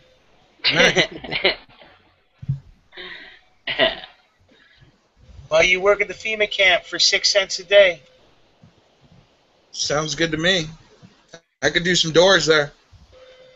Keep that sucker locked up. Well, you see what the Nazis did with the smart Jews. They said there is no such thing as a smart Jew, and they killed them. That's what right. What are you over there playing with, Sting? Is that one of them guitar clamps? Maybe. Looks like it. Guitar clamp? Yes, sir. It's called like a where you put it there and you put it at a tone. My older brother plays the guitar, so I've seen a couple of those. I think I'm going to do a video called What Hitler Got Right. That'll get some views. I hope you're being sarcastic about that, Chad. I hope you're not. No, anybody who's read Mein Kampf, I mean, he had some ideas. I mean, there's reasons why he thought the way he did, and it was a little bit based on geography. I mean, it was what was going on in his area at that time that gave him those beliefs. But he still had a point. You know, he was not wrong in saying, hey, who are the people that are coming in, infiltrating my country, controlling my media, it's controlling the same my speech bank, that we have right now. Right. I mean, so he was not incorrect in what he was saying. I think he was just, you know, putting the blame in the wrong place. But, you know, he did get a lot of things right. We talk about illegals coming across, stealing our jobs and all that shit. It's the Not same only that, shit. but what happens to your country when you allow the weak and stupid to breed? Your country becomes weak and stupid, and we've totally allowed that. I mean, we've forced that to happen. We've guaranteed that the weak and stupid can be on top of the food chain and make the decisions for the rest of us, and that's a problem. You know what I say we do? We can start cleansing ourselves, starting with you guys. Cleanse yourself. I say we take everybody that looks like a Mexican and put them in a train. All right, Chris. They have free Wi-Fi and milk and cookies, so get on board, brother. Hey, I'll shave my head and put a KKK symbol. Not with the last name you got, motherfucker. Yeah, he would. It'll be a Dave Chappelle. That's easily changeable. Yeah. I think it's more along the lines of their mindset. I don't think it's about what they look or what anyone looks like or where they're born or any of that stuff. I think it's about a mindset now. Either you're on board with the machine or you're for the people, and there is no in between.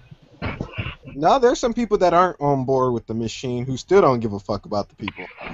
No, that's true. That's true. You talk about all these fucking outlaws, you know, you talk about cartels and shit like that. They're not technically for the people, they're for their people, right? That's that whole Raza mindset. Yeah. Well, not just La Raza. Any group that's any group. Any group. You know, Any group, period. You're for your guys, you know, whether it's your football team or your fucking fight club or your drug cartel. Or the Masons or the Illuminati or whatever little group you like to... Shit, even the military, right? Unicorn God country.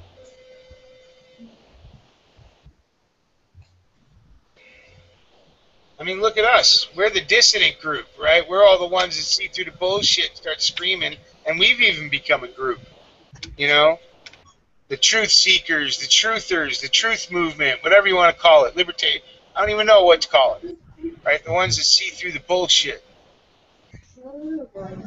But we've even collided and gotten together, clumped together in ways. Somewhat. Yeah, Hey, somewhat. Chad, do you know why they say in Freemasonry the third degree is the highest degree there is? Yeah. That's all about the whole fucking RICO Act.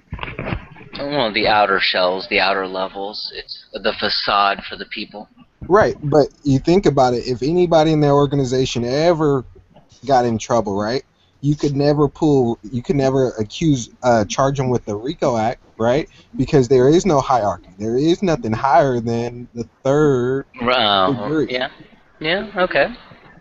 But, I mean, it goes even further than that, because the further you go up in the degrees, the more blood oaths you're going to take, and eventually you have to swear to never bring harm to another brother Mason. So therefore, if you're a federal judge and I come before you and do the Masonic symbol of distress, you can't convict me. You can't. What symbol is that, Chad? I'm going to try that out. next time I'm in the jail. Don't do it. It'll be worse for you if you don't know what you're doing. It'll be worse Yeah. because they'll know. Hmm. But the point is it's like George Carlin said, the prophet George Carlin said, it's a big fucking club, and you and I ain't in it. But they are, and they've got their signs and symbols, and they know who they are, and they know that we're not part of them. And that's the threat, in my opinion. I think it's even bigger than that now. Hold on that for a minute. I got something for Optimus to answer it. I think that the main mistake that he did was not crossing over the English Channel and taking out England. Because if he would have taken out England, then he could have turned his full attention to Russia. Right? So that's my opinion.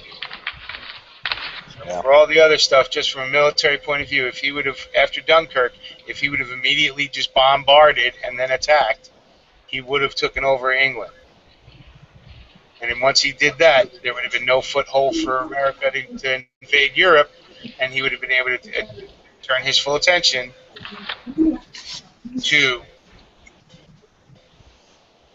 Russia. So, that's my opinion. Sorry, I busted in on the other. But I just read that. He did attack Russia too early, and like I said, if he would have focused in on England, all of Europe would have been speaking German right now. America wouldn't be, but all of England would have spoke German. We were one vote away from speaking German anyway. Hey, Chad, I think I'm kind of on your level. I think I'm going to make a video called Hitler, My Role Model. That'd be funnier. That'd be even funnier if you made it. Right? I mean, but you got to think about it. You think everybody talks about, oh, he killed all these people and shit. But he also took a fucking neuter country and made it into one of the strongest countries on fucking earth. Yeah. In fact, I mean, from a guy who was a low-level, not even a senator, I mean, a low-level congressman-type politician with no power, no pull, and he was in jail at the time when he wrote Mein Kampf. So, I mean, that's at least impressive to say, hey, if I came to you and said, you know what, in 4 years, I'm going to run this fucking country. And you'd be like, yeah, right, Chad, you know, whatever. And then 4 years, I'm the Fuhrer. You know, I mean, that's something. Not only the Führer, but the Führer fucking up every country that gets in your way. Right. He turned that shit, and you look at it, they were starving, they had rations, their military was neutered, they were, fucking all that shit. Didn't we beat them twice? Who is we? I didn't see you fighting. Oh, you're right. My country doesn't count, so you're 100% right. What country, brother? The same fucking country you're talking to me through. The interweb? Put that halfway out of your ass. We beat them, yeah. America beat them. Yeah, twice. The same country that knocked down the towers, and the same country that invades every other country, and we're the biggest country in the world.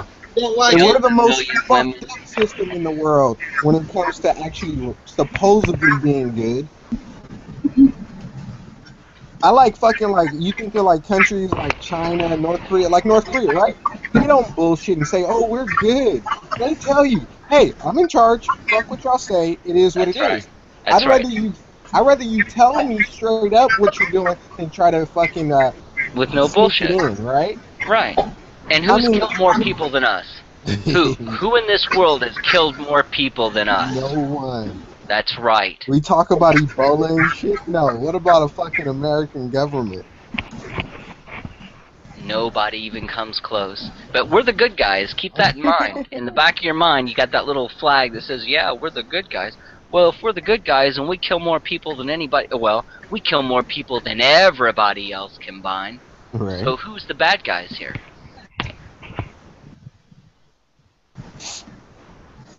You can end your suffering. I'm not the problem. I'm not the cause of my suffering. They are. I mean, but Are you not a part of this collective we call America? Am I? Yeah, I am. So then you can easily end your suffering if you don't like it. Like, what would your suggestion be? Where would I go, Chris, that they're No, not already No, there? he's talking about shooting yourself. You don't have to go anywhere, Chad. You can do it right in your house. Okay, right. Like I said, Chris, I'm not the problem. I'm not the one causing 4,000 military bases around the world. So You're ending also not- myself isn't going to solve the problem now, is You're it, Chris? also not providing a solution. So if you're not I'm providing not. a solution, Chad, doing what we do, I understand, opens eyes. Hey, but you guys talk a big game, yet I don't see you guys going out there and pulling the trigger. You know, talking is easy to do. Going out and doing an action is a whole nother statement. Well, put it like this: if anybody on here was actually out there doing something, the last place you would know about it was here, right? At least if they were smart. True. You'll never have line of sight on the real targets.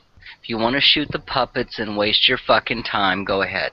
But the real people who pull the strings, you will never have line of sight on. Oh, hold on now. I'm optimistic. If you actually do your research, you can find out who's pulling strings. Hitler had great ideas in killing the stupid people. You know, what good does that do you? Killing the stupid people.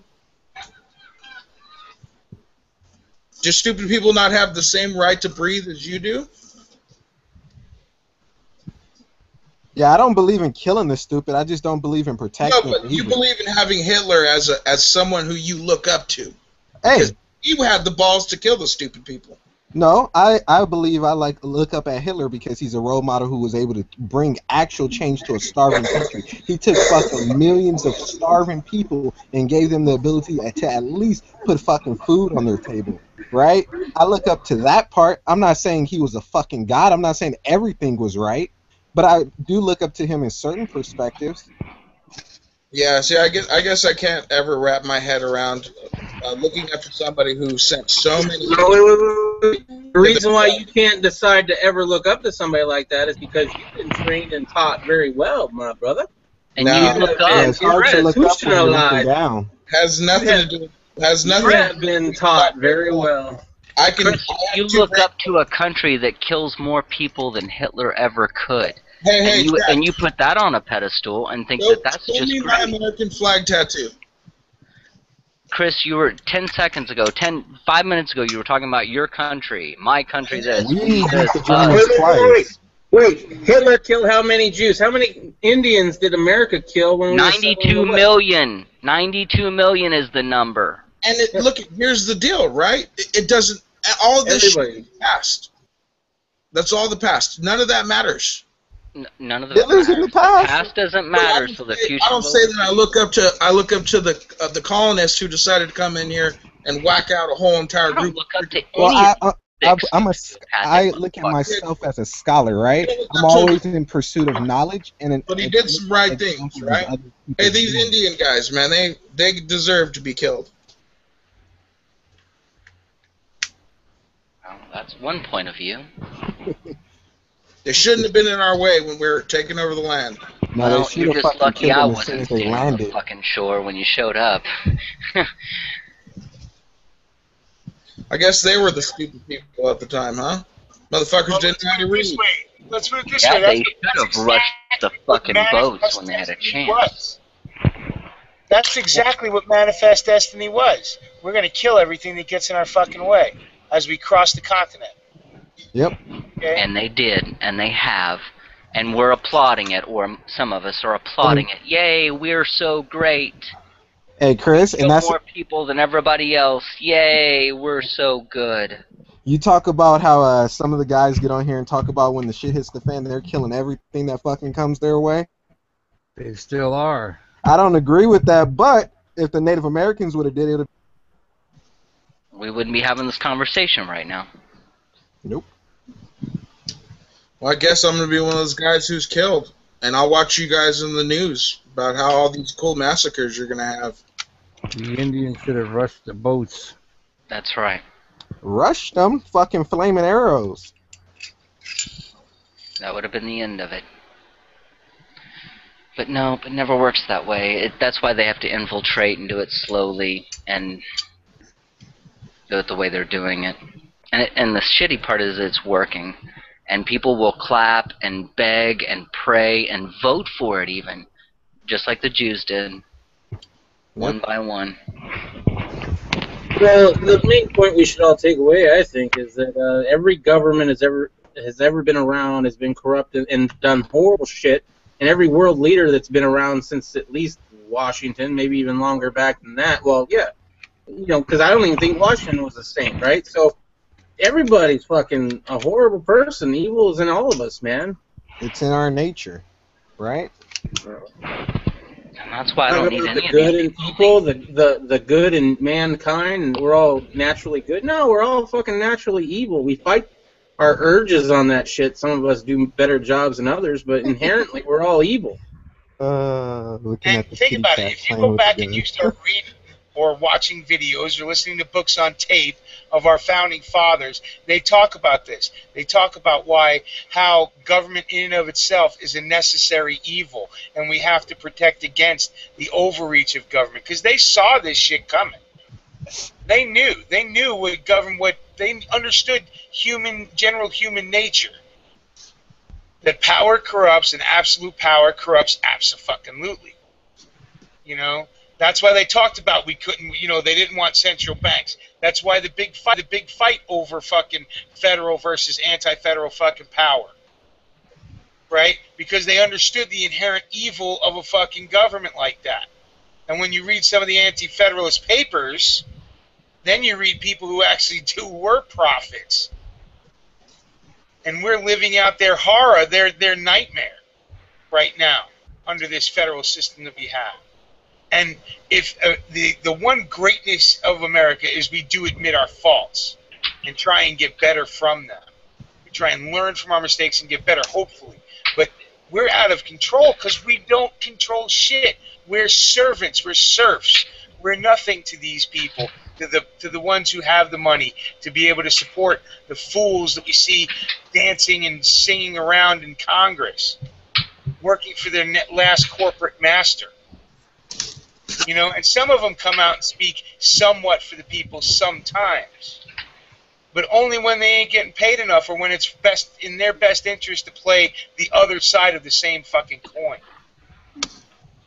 So to fool ourselves to think that America's greatness is still around, well, who knows when our greatness was before we started intervening in fucking other fucking countries. That's when our greatness was. We were never supposed to intervene in other countries. That's why we were an isolationist nation, right? We trade with everybody and fight with nobody. Yeah, you can take that to ISIS right now, Why don't we just let the Middle East burn and fucking secure our borders with our military instead of going over there again? Right. Let's secure our borders up and fuck the rest of the world and let it burn down. And if we have our borders secure as we take, with the same force that we take over countries in a few minutes, maybe a few hours, and put that shit on the border and tighten that shit up, then yeah, we could get back to, not worrying maybe about all the terrorists coming into our country. But, this shit ain't ever going to be safe anyway. But we gotta be the world police, so. Well, no, it's because Syria has natural resources that we want. So now, the new boogeyman, we gotta go into Syria, and Syria's gonna fight back when we start droning the shit out of everything, and then we'll be like, oh well, now we gotta take Assad out again. It's very simple for simple-minded populace. People don't get it. They watched the president last night lie 99.9% to your fucking face, and you're like, okay, well, I got to go to bed now, get up for work, and go to work and do what I'm told, and then pay my taxes, pay every 88 cents out of every dollar of fuel that you put in your car goes to the federal government, and what do you get back for it? Nothing. I don't need a nanny. I don't need a babysitter. I don't need the police. I don't need the military. I don't need shit. I don't need any of their services. I need the electric company services. I need the fuel company services, but I don't need this government that we have now that are controlling everything. The fuel company services is what is controlling you. You know, they're manipulating all these world affairs to get you that fuel that you got to have. Well, yeah, I mean, but they're all in bed together. The military-industrial complex is one of the biggest corporations out there. You know, the fuel. I mean, you know, yeah, oil is still a big thing, but I mean, look at China. You know, they're not sweating about oil. They've bought up all the minerals that they can get their hands on. With what? With all the money they're making from manufacturing. We don't even need the oil. There's other sources of fuel or energy, I should say. There's other sources of energy here. I'll put it to you like this. I mean, you guys touched on it. You know, everybody is good and evil. But when you see a firearms instructor hand a 9-year-old, you know, an automatic micro Uzi, that's Darwinism at its best. The stupid real doctor. And that's the way it's intended. You know? That is the natural way. The food chain exists for a reason. Are you sure about that, Rebel? You sure it's not our duty to kill off those people?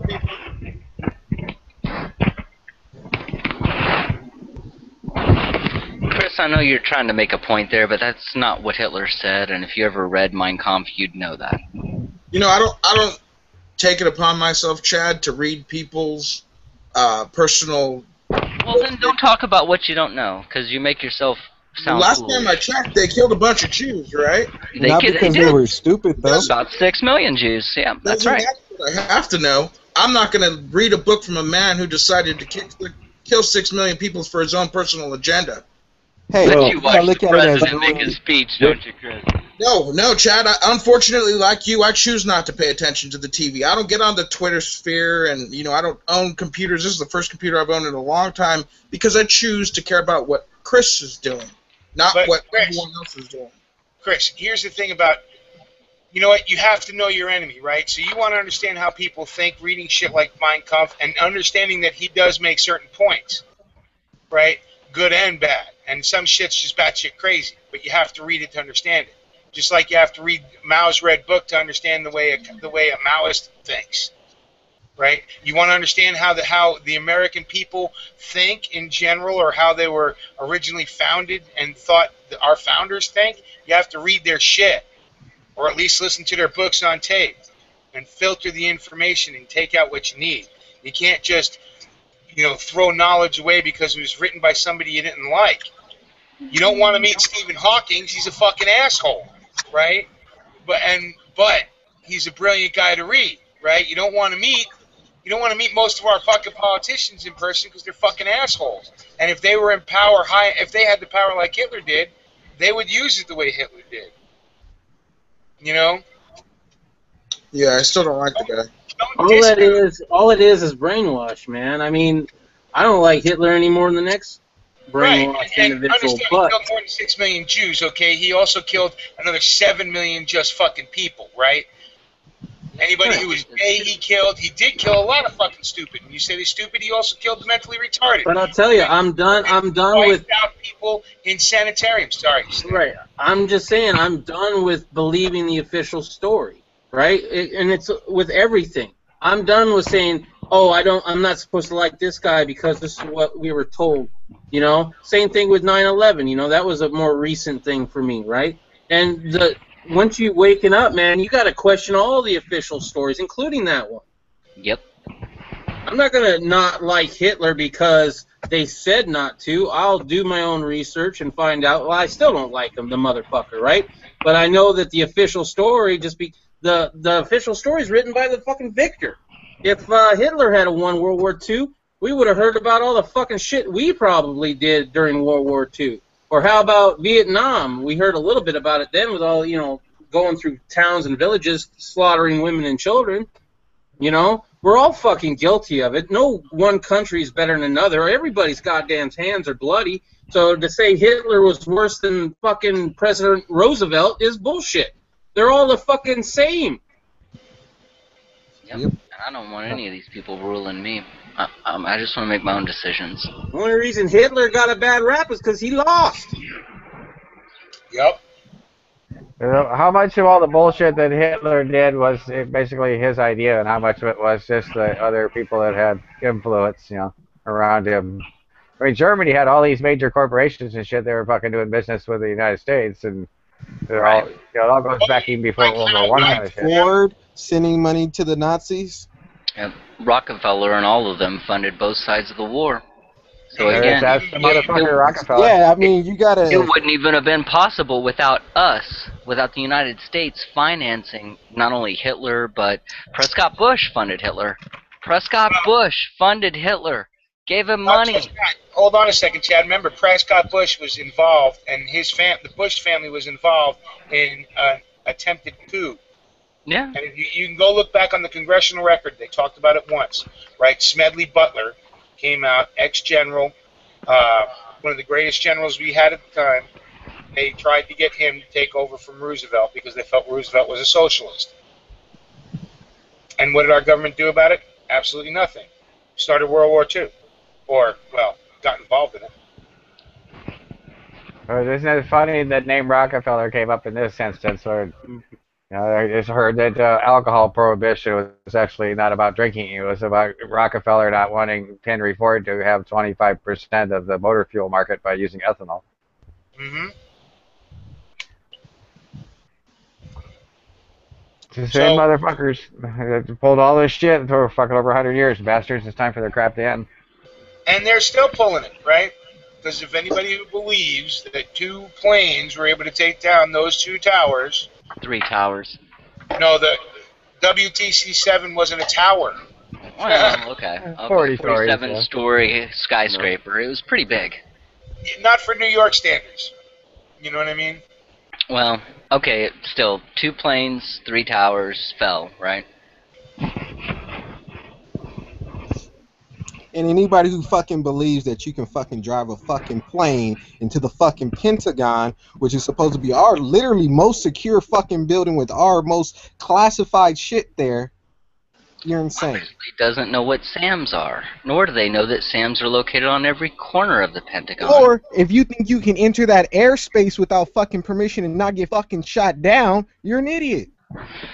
And there's a lot of idiots out there, millions of them actually. Wait, you're saying if I cross into Mexico, I'll get arrested, but I can fly a plane into Pentagon airspace and nothing will happen? Right. That's why the FBI had to confiscate 84 different surveillance tapes to make sure nobody could see what happened. Then they could show you 3 frames. 3 frames. Now you guys are touching on that. Sorry, G. I saw them. That's all good. I saw the motherfuckers smoking. Drove right by it. Every day. Before, after, during. Now you guys are touching on the gravity of the situation that we're in, because most of the people don't have a clue of what's happening around them. But everybody here should at least be on that level where they know what's going on here. I mean, we shouldn't be talking about some people from fucking Saudi Arabia or wherever you want to think they're from, you know?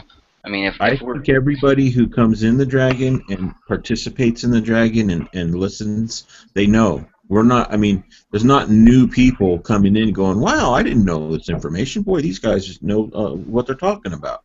That ain't happening. Those, new people are waking up on a daily, but it's not from our rhetoric. It's not from our same old, yada yada. Well, there's different levels of being awake. We're saying things that people think already. That's why there's a camaraderie. And we don't have to all agree. That's the magic of it, because we're all individualists and we have different belief systems. And that's fine. But we are aware of what's happening. And that's the commonality, but that also makes us, a fraction of a percent of the people who are out there and really know, wow, we're being slow killed on the real.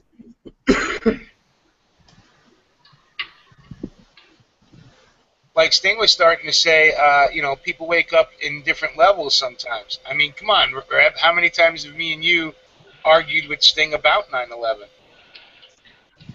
Well, yeah. Yeah, Yeah. you can't just go and start talking all this 9/11 truth as you guys see it, right? Because you've done your research, you know it to be true on how you say it. But somebody who believes the official story and is just saying, "Well, my government kind of sucks, and I'm starting to believe that something's fishy here," you start preaching that, you're going to turn them away. But that person should be looking on their own. Here's a litmus test here for you. If 13 years later you have not decided, wow, there's a lot of people saying that official story doesn't add up, I need to go and research this myself to figure out what the heck really went down.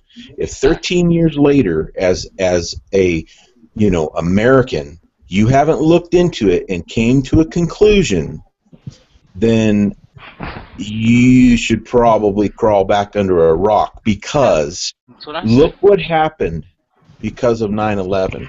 The event itself, I don't even care about the event itself. Look what legislation, look what liberties and freedoms they took from that one single event, regardless of who, how, why.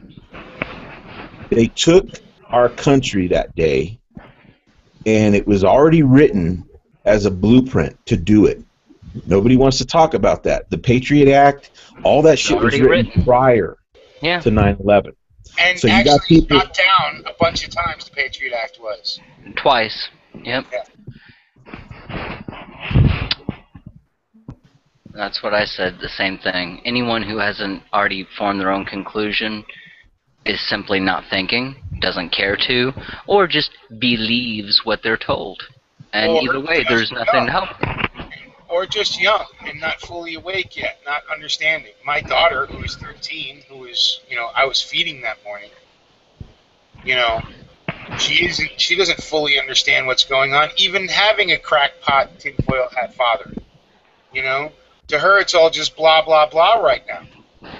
I'll give you a perfect example. But my 20-year-old, right, it's more interested every time she doesn't like thinking about it, but when she does, she starts doing her own research.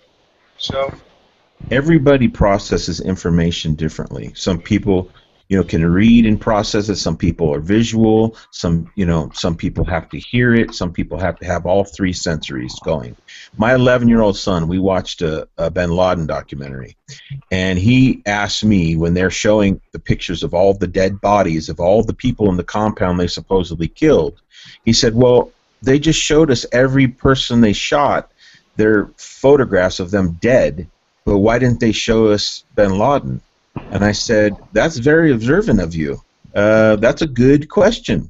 That's good that you're figuring that out. I didn't say a word about it. He came up with that himself, and I was like, I already knew the whole thing was a wash, so I didn't really think about it. But as a young mind putting the puzzle pieces together, that's what struck him. He's like, wow, this documentary showed every dead person they supposedly killed, a photo of, but not Bin Laden, because they had to air rush him out and drop him at sea for a Muslim burial. And you see, he's not a conspiracy theorist. He's an inquisitive mind asking honest questions. Yeah. Well, like the old adage, teach a man to, you give a man a fish, feed him for a day. You teach a man to fish, you feed him for life. It's the same thing with thinking. You tell a man what to think, and it's no good. You teach a man how to think, and you get inquisitive minds like that will question everything, and advance civilization, advance human beings as a whole, and advance themselves. Because that's what it takes to understand to understand freedom, to truly understand it. It takes that inquisitive mind. But too many people are happy to listen to that TV. Thinking hurts, it's too hard, so they just listen to the story, and whatever CNN says, that's what happened. Period. End of story. No thinking involved. Just repeat. Just repeat. Just repeat. The CNN's been focusing more on some fucking football player smacking his wife around, right? And they've been focusing on anything else this past week and a half. right? Because football season's coming up, and are they gonna? Oh, it's here. NFL's to blame, and all this bullshit. All is a giant distraction. They know how to manipulate the people. That's why guys like us and plenty of other people out there in the world are getting rid of that fucking mentality. That's why the alternative media is blowing up. That's why things that are happening all over the world, these protests and shit like that, are coming out because people are putting it out. That's why they're trying to get rid of the First Amendment for everybody, right? You got to be a corporate journalist, because with us passing on the information, that shit's dangerous.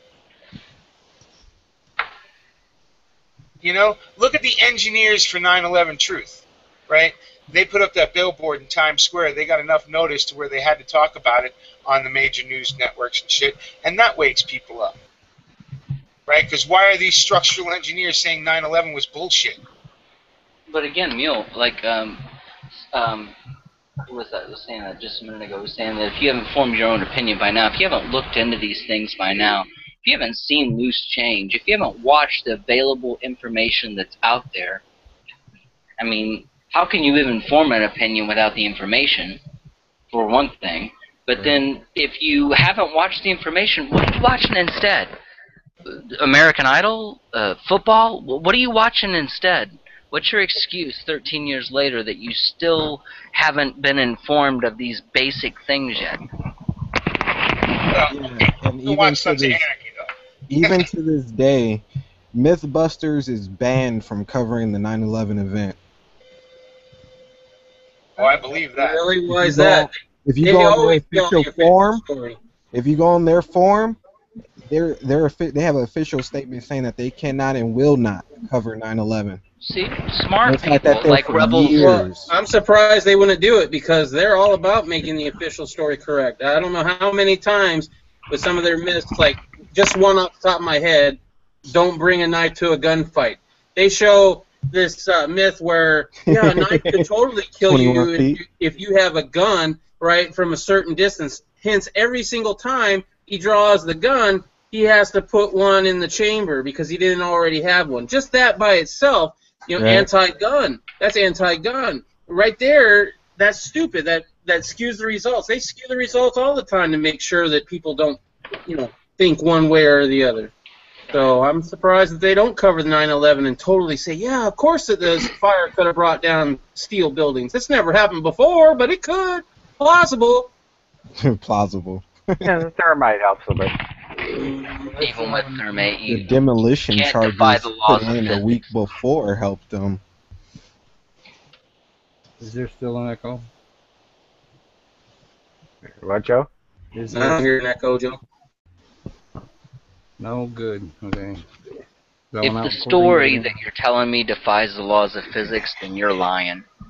Period. Period. If you want to argue the laws of physics, then you had better come at me with an equation that solves these problems. Don't you know the government is above the law, so they don't have to obey those laws. But I'm just saying this for anyone who's got an IQ above 86 should know this. Period. And those who don't are going, yeah, okay, fire melts steel, yeah. That's why my pans don't melt on the stove, moron. Right, you could leave that pan on that stove for a week, still wouldn't melt it. Unless you got an oxyacetylene stove. Well, if anybody wants to test the theory, they can. Go get #1 kerosene, because that's what jet fuel is. Right? It's #1 Caro. Right? That nice, clear, white, high octane shit, and then burn it, and put a pan on top of it and see how long it takes you to melt it with jet fuel. And then on the day that you die and the pan hasn't melted yet, you'll have your fucking answer.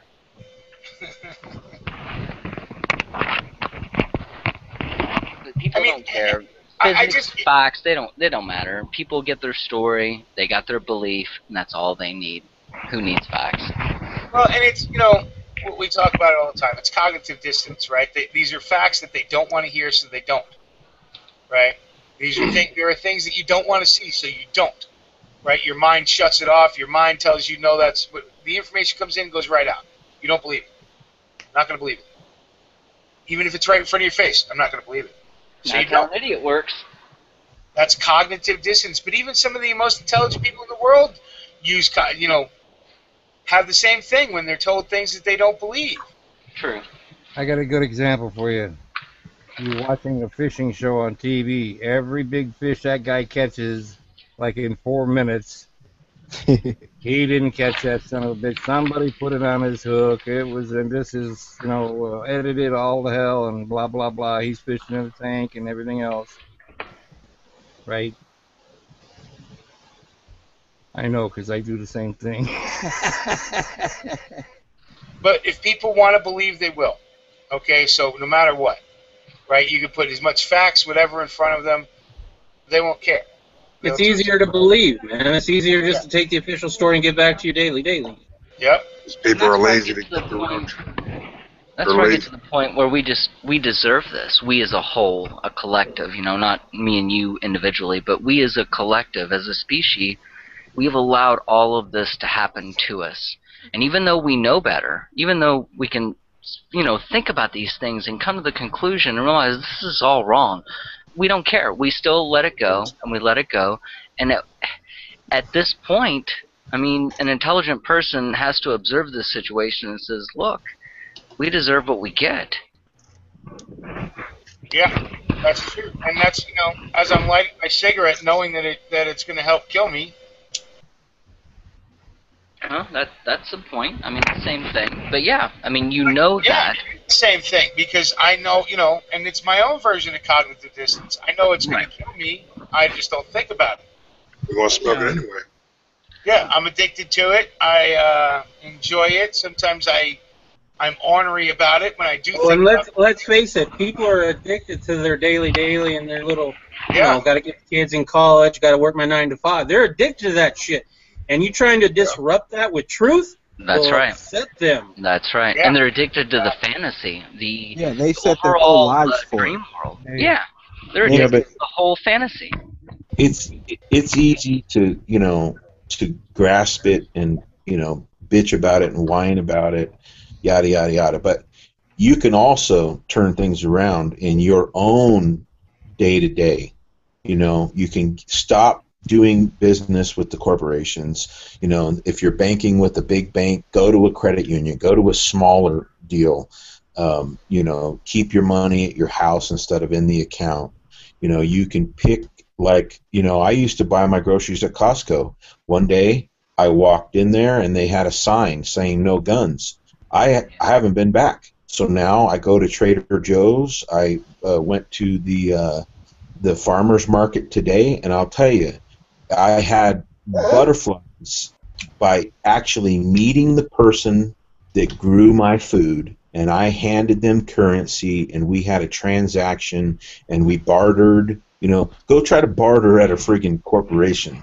The prices are set, but there's things that you can do. We concentrate on the negative too much, and it just gets to be the same old song.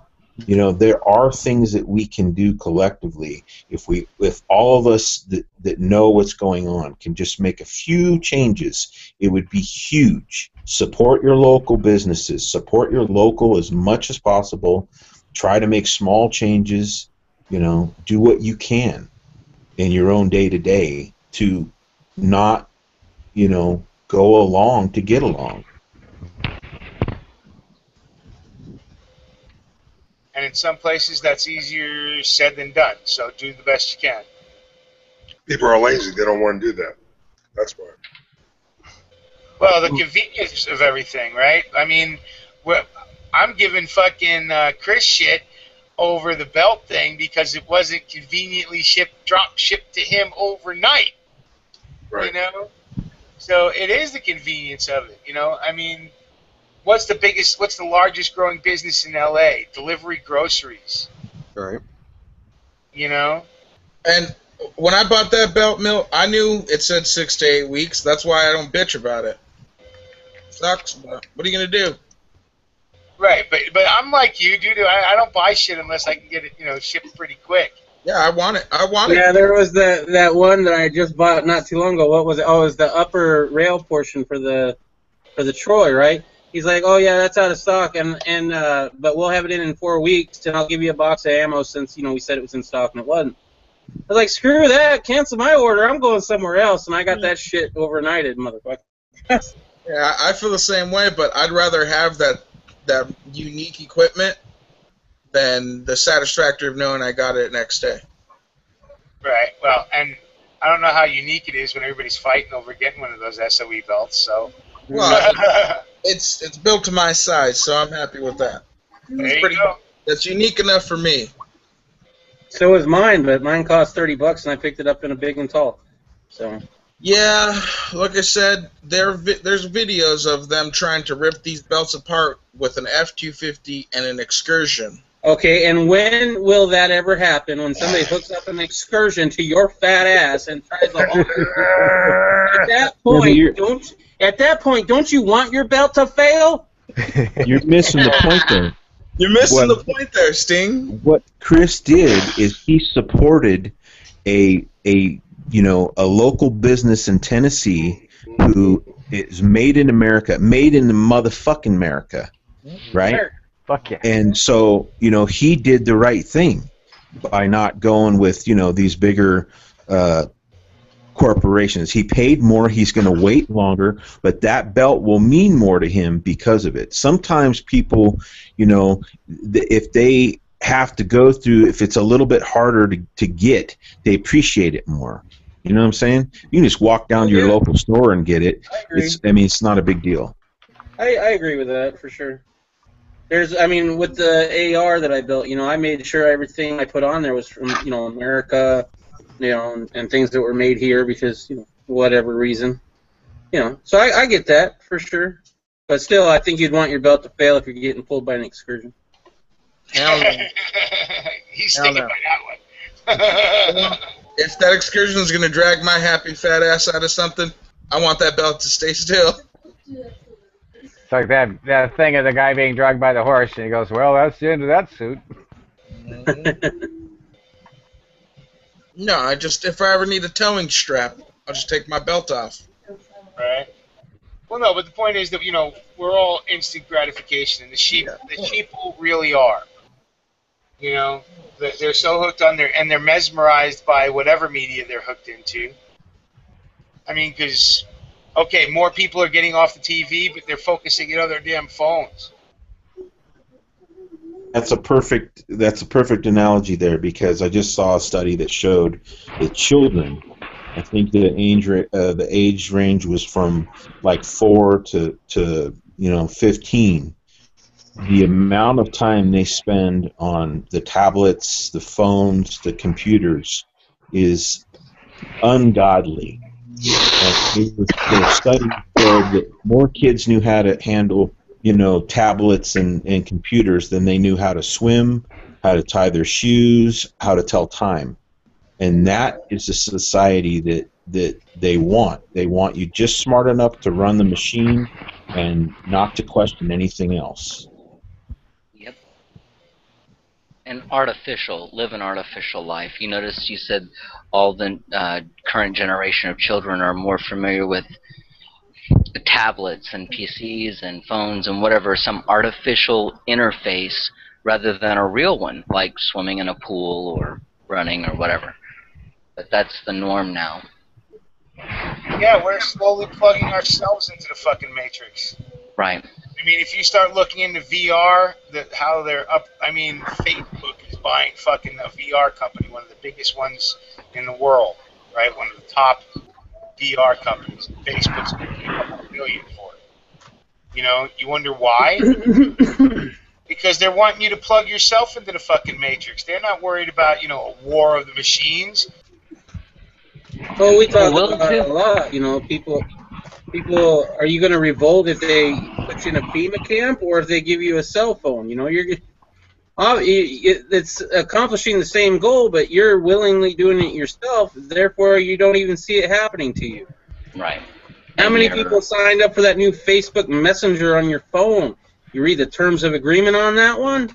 You basically giving them a whole bunch of shit. Now the new iPhone's coming out with the RFID shit. Oh, and we're going to do away with wallets. I saw that shit all over the news the other day, right? pretty soon you won't need cash anymore. And then the people that were against it, right, because they asked, on Twitter, tell us if you're for it or against it. The people against it were like, no, I'm not doing that because it gets hacked. You can't hack money, and until I can have it implanted in my hand, I'm not going to be okay with that.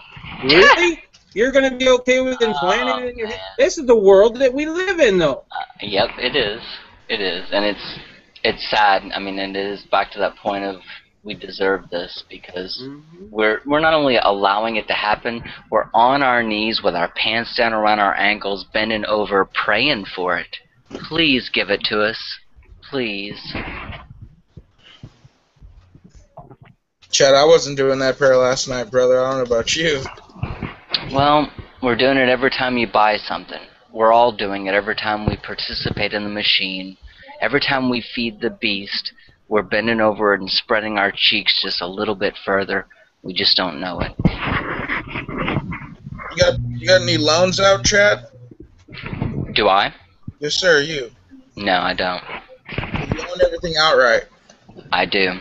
I don't owe anyone $1. So you're not participating to the beast then, right? No, I'm not. And I go out of my way to avoid it, even to not buy gas. Well, I have to buy gas, so... Well, I don't have to do anything, so fuck them.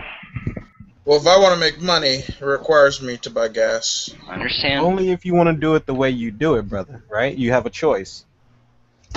Yeah, well, I'm not going to go fucking siphon someone's gas to get free gas. No, you make a woodification, gasification engine, or you run it off of some other source of material that you have.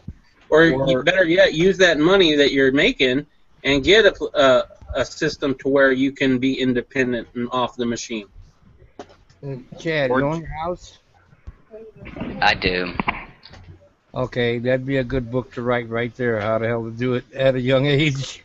Well, but I say that, I mean, no, the bank still owns some notes on that house, even though I have renters that are paying for it, so, I mean, how intricate do you want to get, But... Well, I look at it as like this, Chad, I'm not going to purchase a house until I can pay for it. I understand, but you'll never pay for it because there's always something called taxes, and so Then you never own anything. Besides the taxes, I own my house free and clear because I paid for it out of my IRA that I saved for. Well, but if you don't pay the taxes, you know what happens. Yeah, and see, that's part of the lie. People say, "Oh, I own my house." Really? Okay, don't pay your property tax. See what happens. Right. Start collecting rainwater. Start collecting rainwater.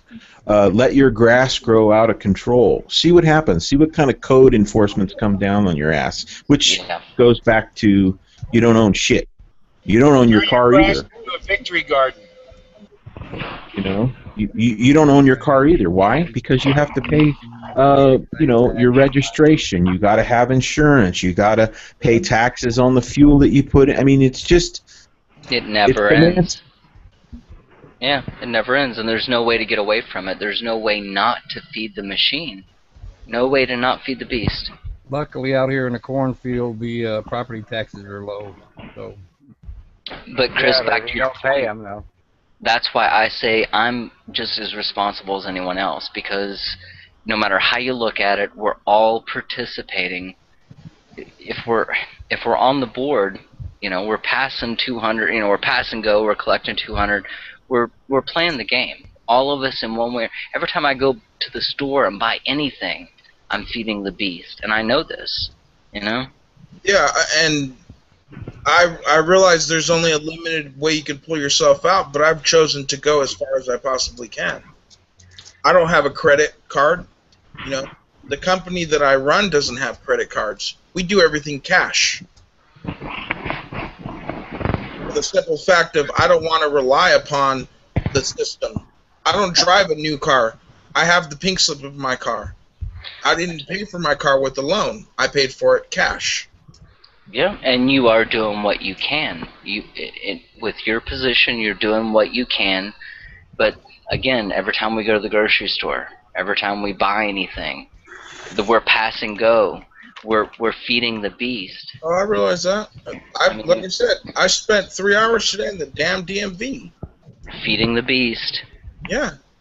And there's no way out of it. I mean, the system has been designed like this. We were born into this cage. We call it freedom, but we were born on the wheel. And all we know how to do is run. And we don't even know where the fuck we're going, but we got these leaders taking us there.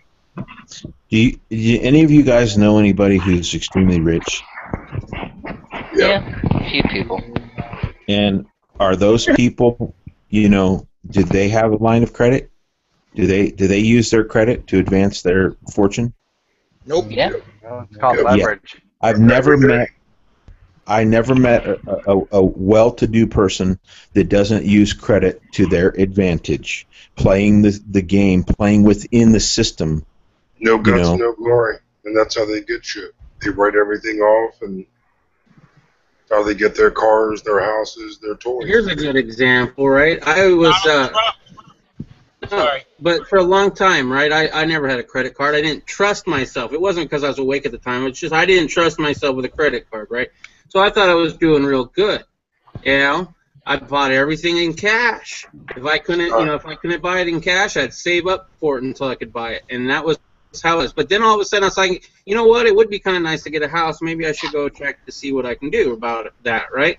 Oh, you got horrible credit, really? And I look at my credit, and it is horrible, right? It's like a 550, if that. Yeah. And I said, well, that's bullshit because I don't have anything on credit, so therefore I shouldn't have such horrible numbers, right? They're like, yeah, you have horrible numbers because you don't have any revolving credit. You had a credit card that you were constantly using. Even if you were late on it, you would have better credit. Yeah. Really. Because you have revolving credit, because someone actually gave you an opportunity. Right. So I get punished for being a responsible person and not buying shit I can't afford. Well, the ideology behind that is if you have revolving credit, that means you have a revolving income, therefore they can trust you more.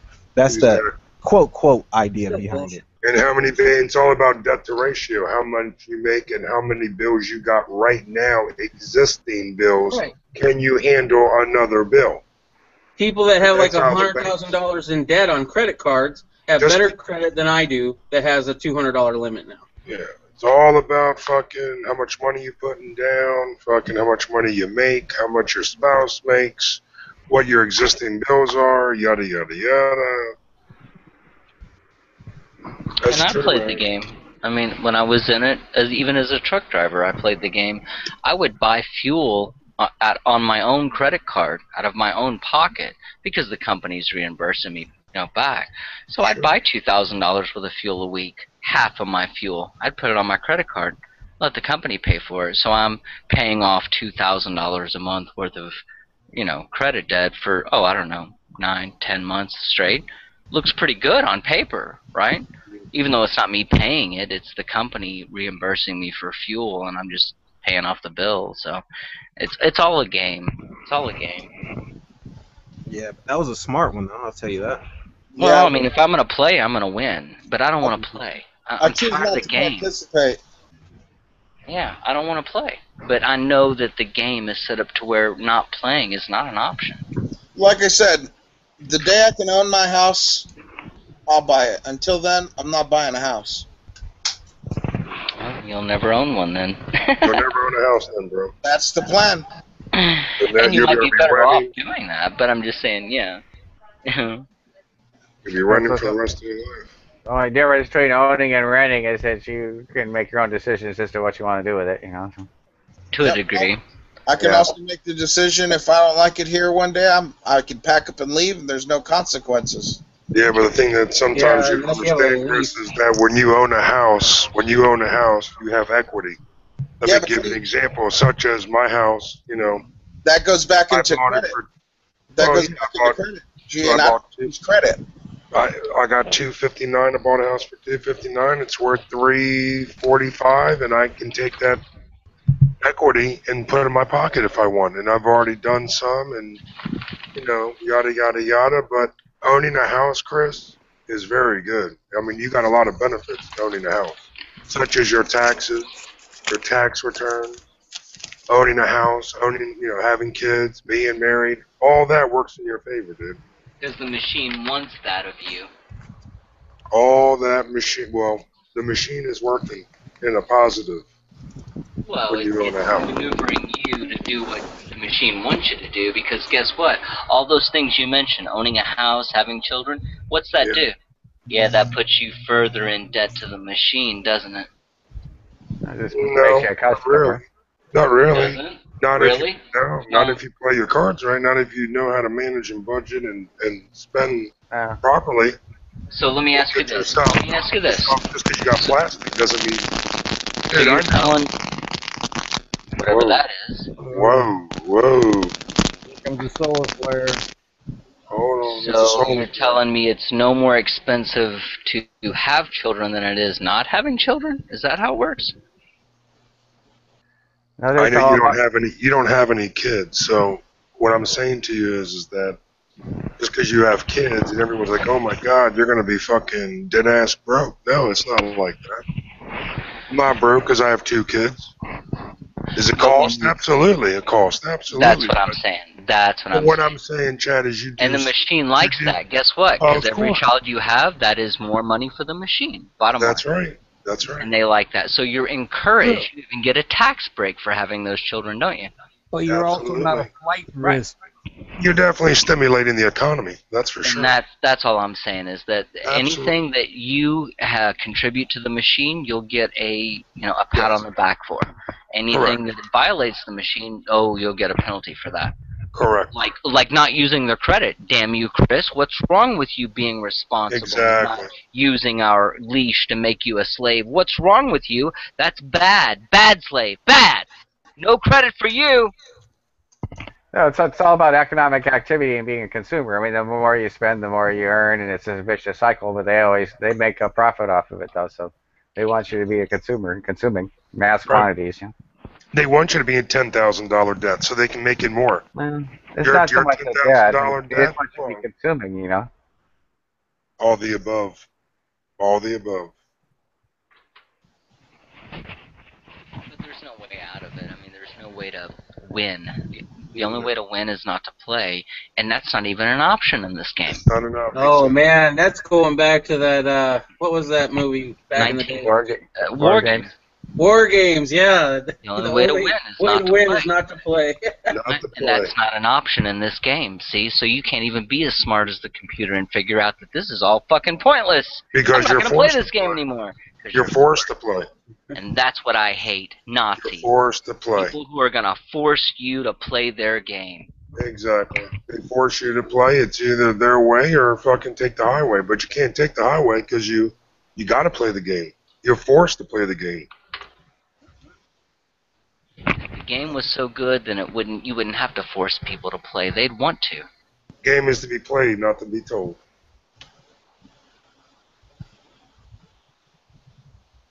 Remember that shit.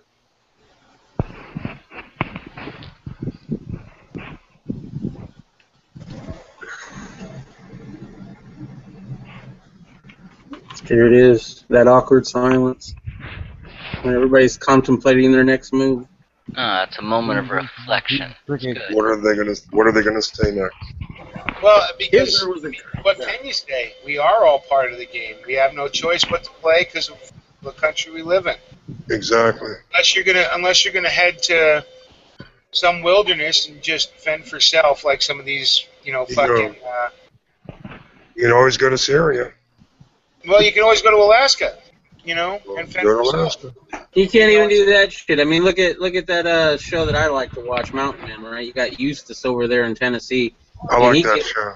I love that guy, right? Well, the show's good, but that one guy, Eustace, man, I'd love to take a class from him, but he's living off of his own thing. He had a class there, but they're trying to shut him down because he doesn't have adequate electricity running through his property, so he can't have a class. Okay, there went his money, right? So now all of a sudden he can't pay his fucking taxes on his land and is in trouble now. They're gonna shut him down. Yeah. So that he's fighting it as good as he can, but just right there, that's a prime example of he's trying not to play the game, but they're making him play that game. Well, that's because, and the whole reason behind that, some fucking CEO, some fucking whatever wants that property. Oh yeah. Oh yeah, no doubt. He's got a shitload of property before you even get to his house. Right, they already got the blueprint. The blueprint has been out. They already know what's going in there. Mhm.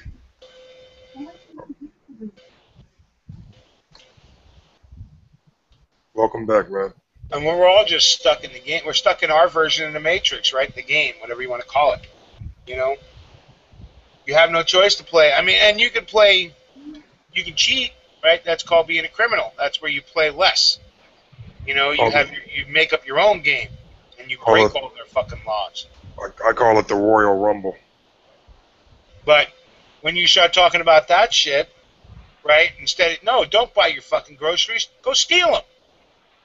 You know? Oh, forget it. People lose their fucking minds. I don't even advocate that, Mule. I mean, I think we could design. I mean, we're smart enough, and there's enough of us. We could make a game that's mutually beneficial for everyone to play.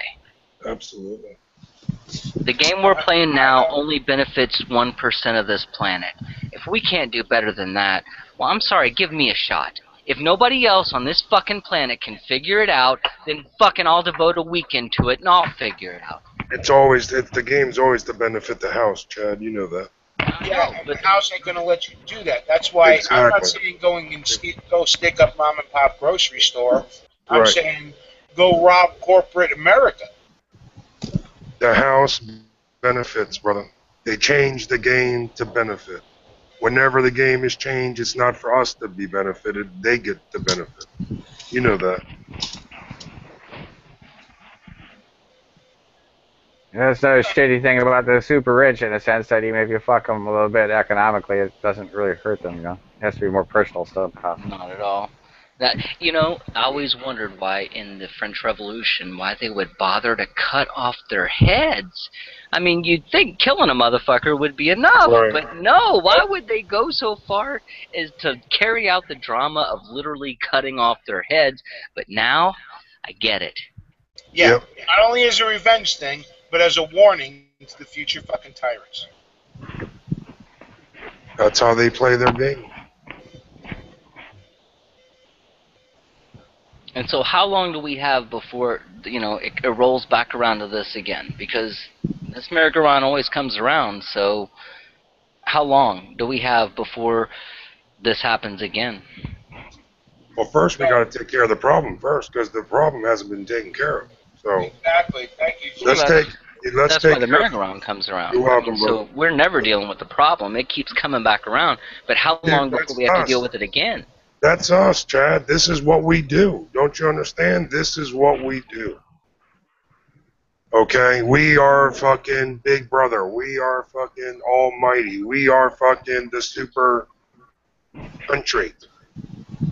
We are the big brothers, brother. That's how it is, man. It's always going to be like this. We're just Rome in the 21st century. That's all. And we're falling. We're falling by the wayside now, right? Okay.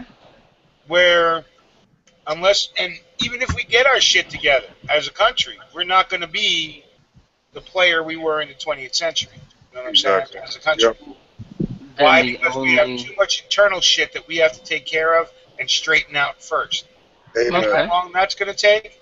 Who knows? A long fucking time. So we would get out of this faster, or we'd have more of a chance of coming out of this if people just stepped off the merry-go-round? We're not getting out of this, man. See, that's the problem with history. I mean, you can see it in history. It runs in cycles. Why, I don't know, but it does. This thing has happened before. It'll happen again as long as the human cockroach is on the planet. Right? Because we build up these empires, and then the empires fall.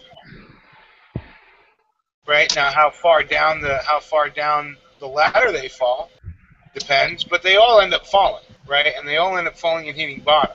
I mean, look at the empires that fell in the 19th and 20th centuries, right? You had Britain fall. Once the sun never set on Britain, right?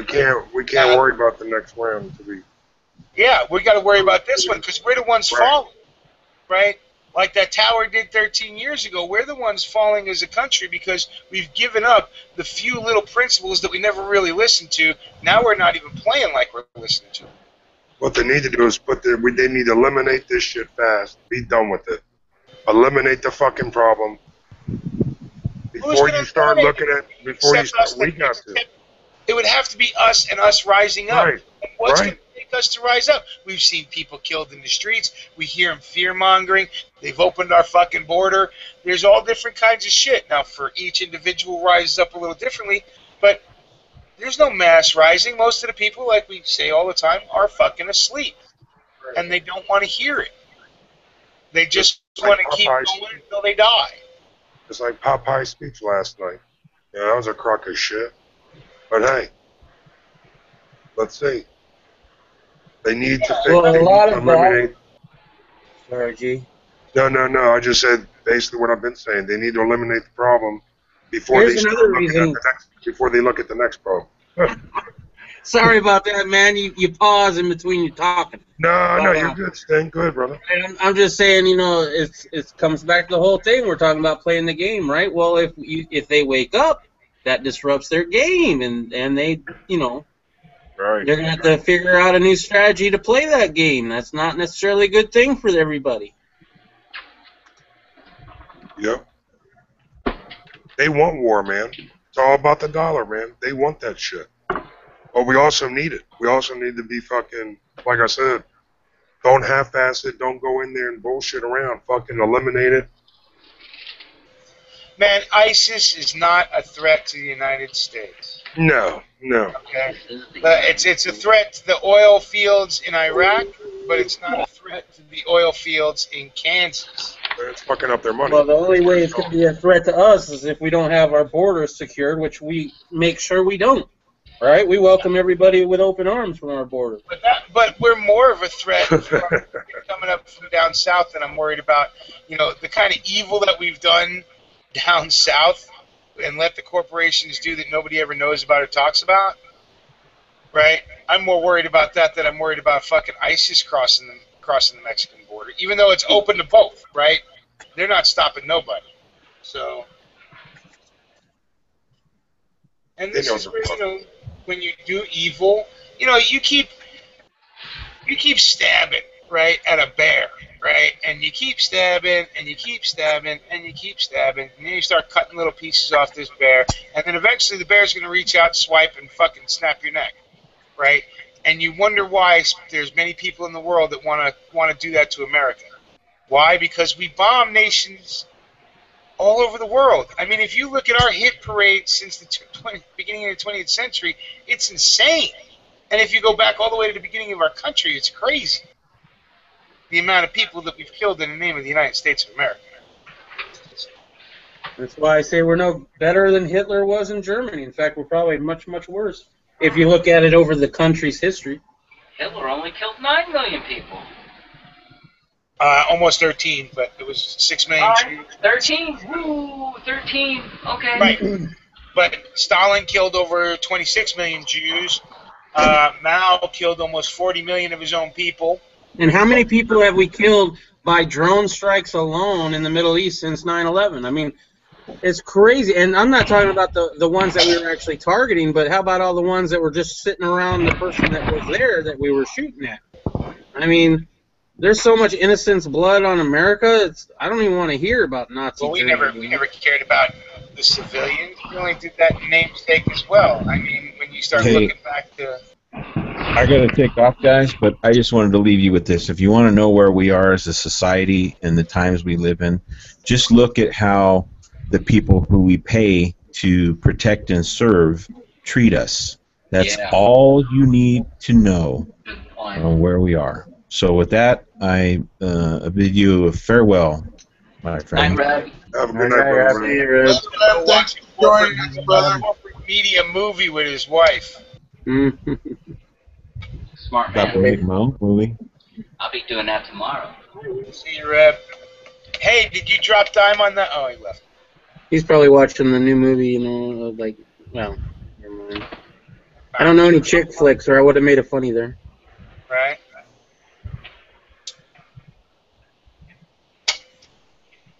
Well, on this night of 9/11, I'm going to end this an hour early. I'm going to take it off air at least an hour early. So we got 13 minutes till I'm going to pull the pin on this thing. So did we not cover any subject people wanted to cover? I think we did.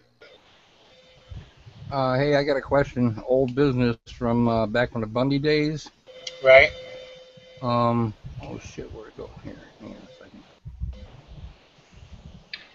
a second. The guy that got, what's his name, John Marshall, the 27-year-old protester. He got stuck in jail as he was facing an $800 fine. Did he ever get out? Does anybody know? I do not know. Hmm. And for everybody out there, I'm going to drop the open link Roll out. after chat. There you go. So, come on in. And let's dance. There you go. The after chat link is in the chat room. If you want to come in, because like I said, we're going to close this out in a little bit. I'm going to start with Chad. You got any shout outs you want to do, Chad? Oh, shout outs. Let me think. Can you come back to me? I'll think of someone. All right, I will. What about you, Sting? You're always good. Yeah, I'll give a shout out to Kansas. He's feeling a little bit better. He joined us on the DTR for a little while. That was nice to see. Hopefully he'll be back next week. Also, while he was going through his thing, I didn't mention another friend of mine I'd like to everybody have thoughts and prayers with is the Swedish paracord. He's battling pancreatic cancer and it's inoperable, so that's not going to be a good thing. And so, you know, thoughts and prayers for him if you want to do that, and appreciate it. Awesome. Don't forget G's son, too, but we'll get to that. Oh, yeah. Sorry, G. G's boy. No, that's cool. Thank you. Chris, I think you're up next. Yeah, shout out to Tactical Tony 702. Happy birthday, brother. Yeah. Good shout out. G, you're up. Yeah, buddy. Thanks, Tactical Tony. Got the package today. Happy birthday. He'll be back next week. Also, while he was going through his thing, another friend of mine that everybody have thoughts and prayers with is Damn. Shout outs to the Green Dragon, of course. Shout outs to the panel. Shout outs to all the viewers that came out and listened to us. We love you. And be safe. All right. Jim, you're up, buddy. Yeah, I'd say, of course, shout outs to the people out there in the chat that come to watch us. Hopefully you're learning something, and we're learning from you too, reading the comments. But I don't know, how about Justin Woolley? He was out there in the chat earlier. He's got some entertaining commentary, so check him out. He always does. Chad, you about ready to do another one? About ready? Only to the people that, I want to shout out to the people that are out there who, and you know who you are, who will refuse to kneel. That no matter the cost, you're not willing to bend over, and you'd rather live free than be alive. As you so say, baby. Joe, you're up next, buddy. Okay. Big shout out to Swedish Paracord. Not thoughts and prayers for you, guy. Hope you get better. Also, G's little boy. Hope he gets better. And shout out to Sonoran Desert Prepper, and happy birthday to Tactical Tony 702. And I know there's another one, but I can't remember it, so that'll do it. All right. Hey, Stu, you're up. If you got a shout out, you can unmute yourself, buddy. There you go. Yeah, I got a shout out. Geez, I don't know. I'll shout out Chad Lilly. Go to his channel, man. There you go. Yeah, man. All right. There you go. Good one. Warrior, you're up next. I'm sorry for the noise. I'm driving, but I'd like to shout out again to everybody in California. I've gotten in contact with a few people out here who are looking to meeting up and, sharing like-minded ideas. So if you guys are out there, anybody else, get in contact with me. There you go. They're coming soon. Warrior put his information up on the Green Dragon too. You might need to scroll down to find it, but it's there. So, and go check out his G Plus channel. Get in contact with him through there. And I'm last but not least. I want to thank the 29 viewers who hung in to the very end. And I'm sure we got a few more minutes, and we'll just keep talking before we do the rollout. But I want to remind everybody that people did die on 9/11. not only 2 years ago, 4 men died, serving our country, one of an ambassador, and we've never gotten the answers for that, and we've never gotten good enough answers for the one that happened in 2001. And I actually knew people who died. I didn't know them at the time. I knew them back in high school, but still. So, but just open your fucking mind. Think for yourselves.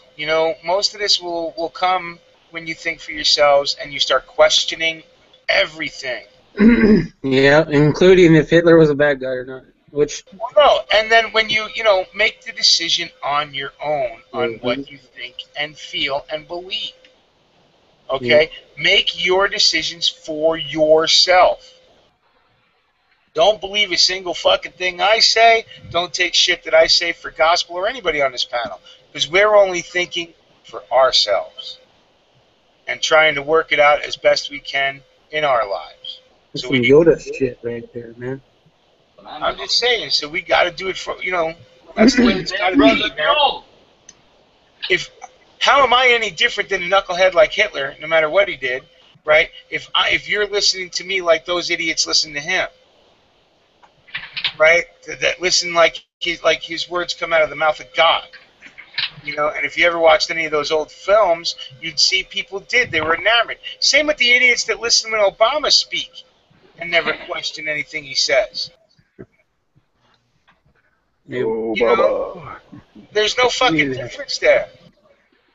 And in any of these countries where people are looking for a leader to tell them what to do, if you're over the age of fucking 13, 14, you should be thinking for yourself, making decisions for yourself. You're not going to be able to make them all for yourself ever, but do as best you can. And always think for yourself, even if you can't make that decision for yourself.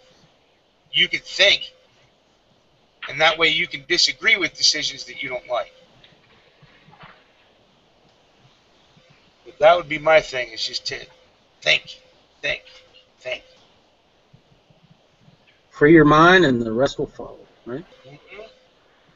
Okay, I remembered. Can I go? Yep. Okay. Go again, Joe.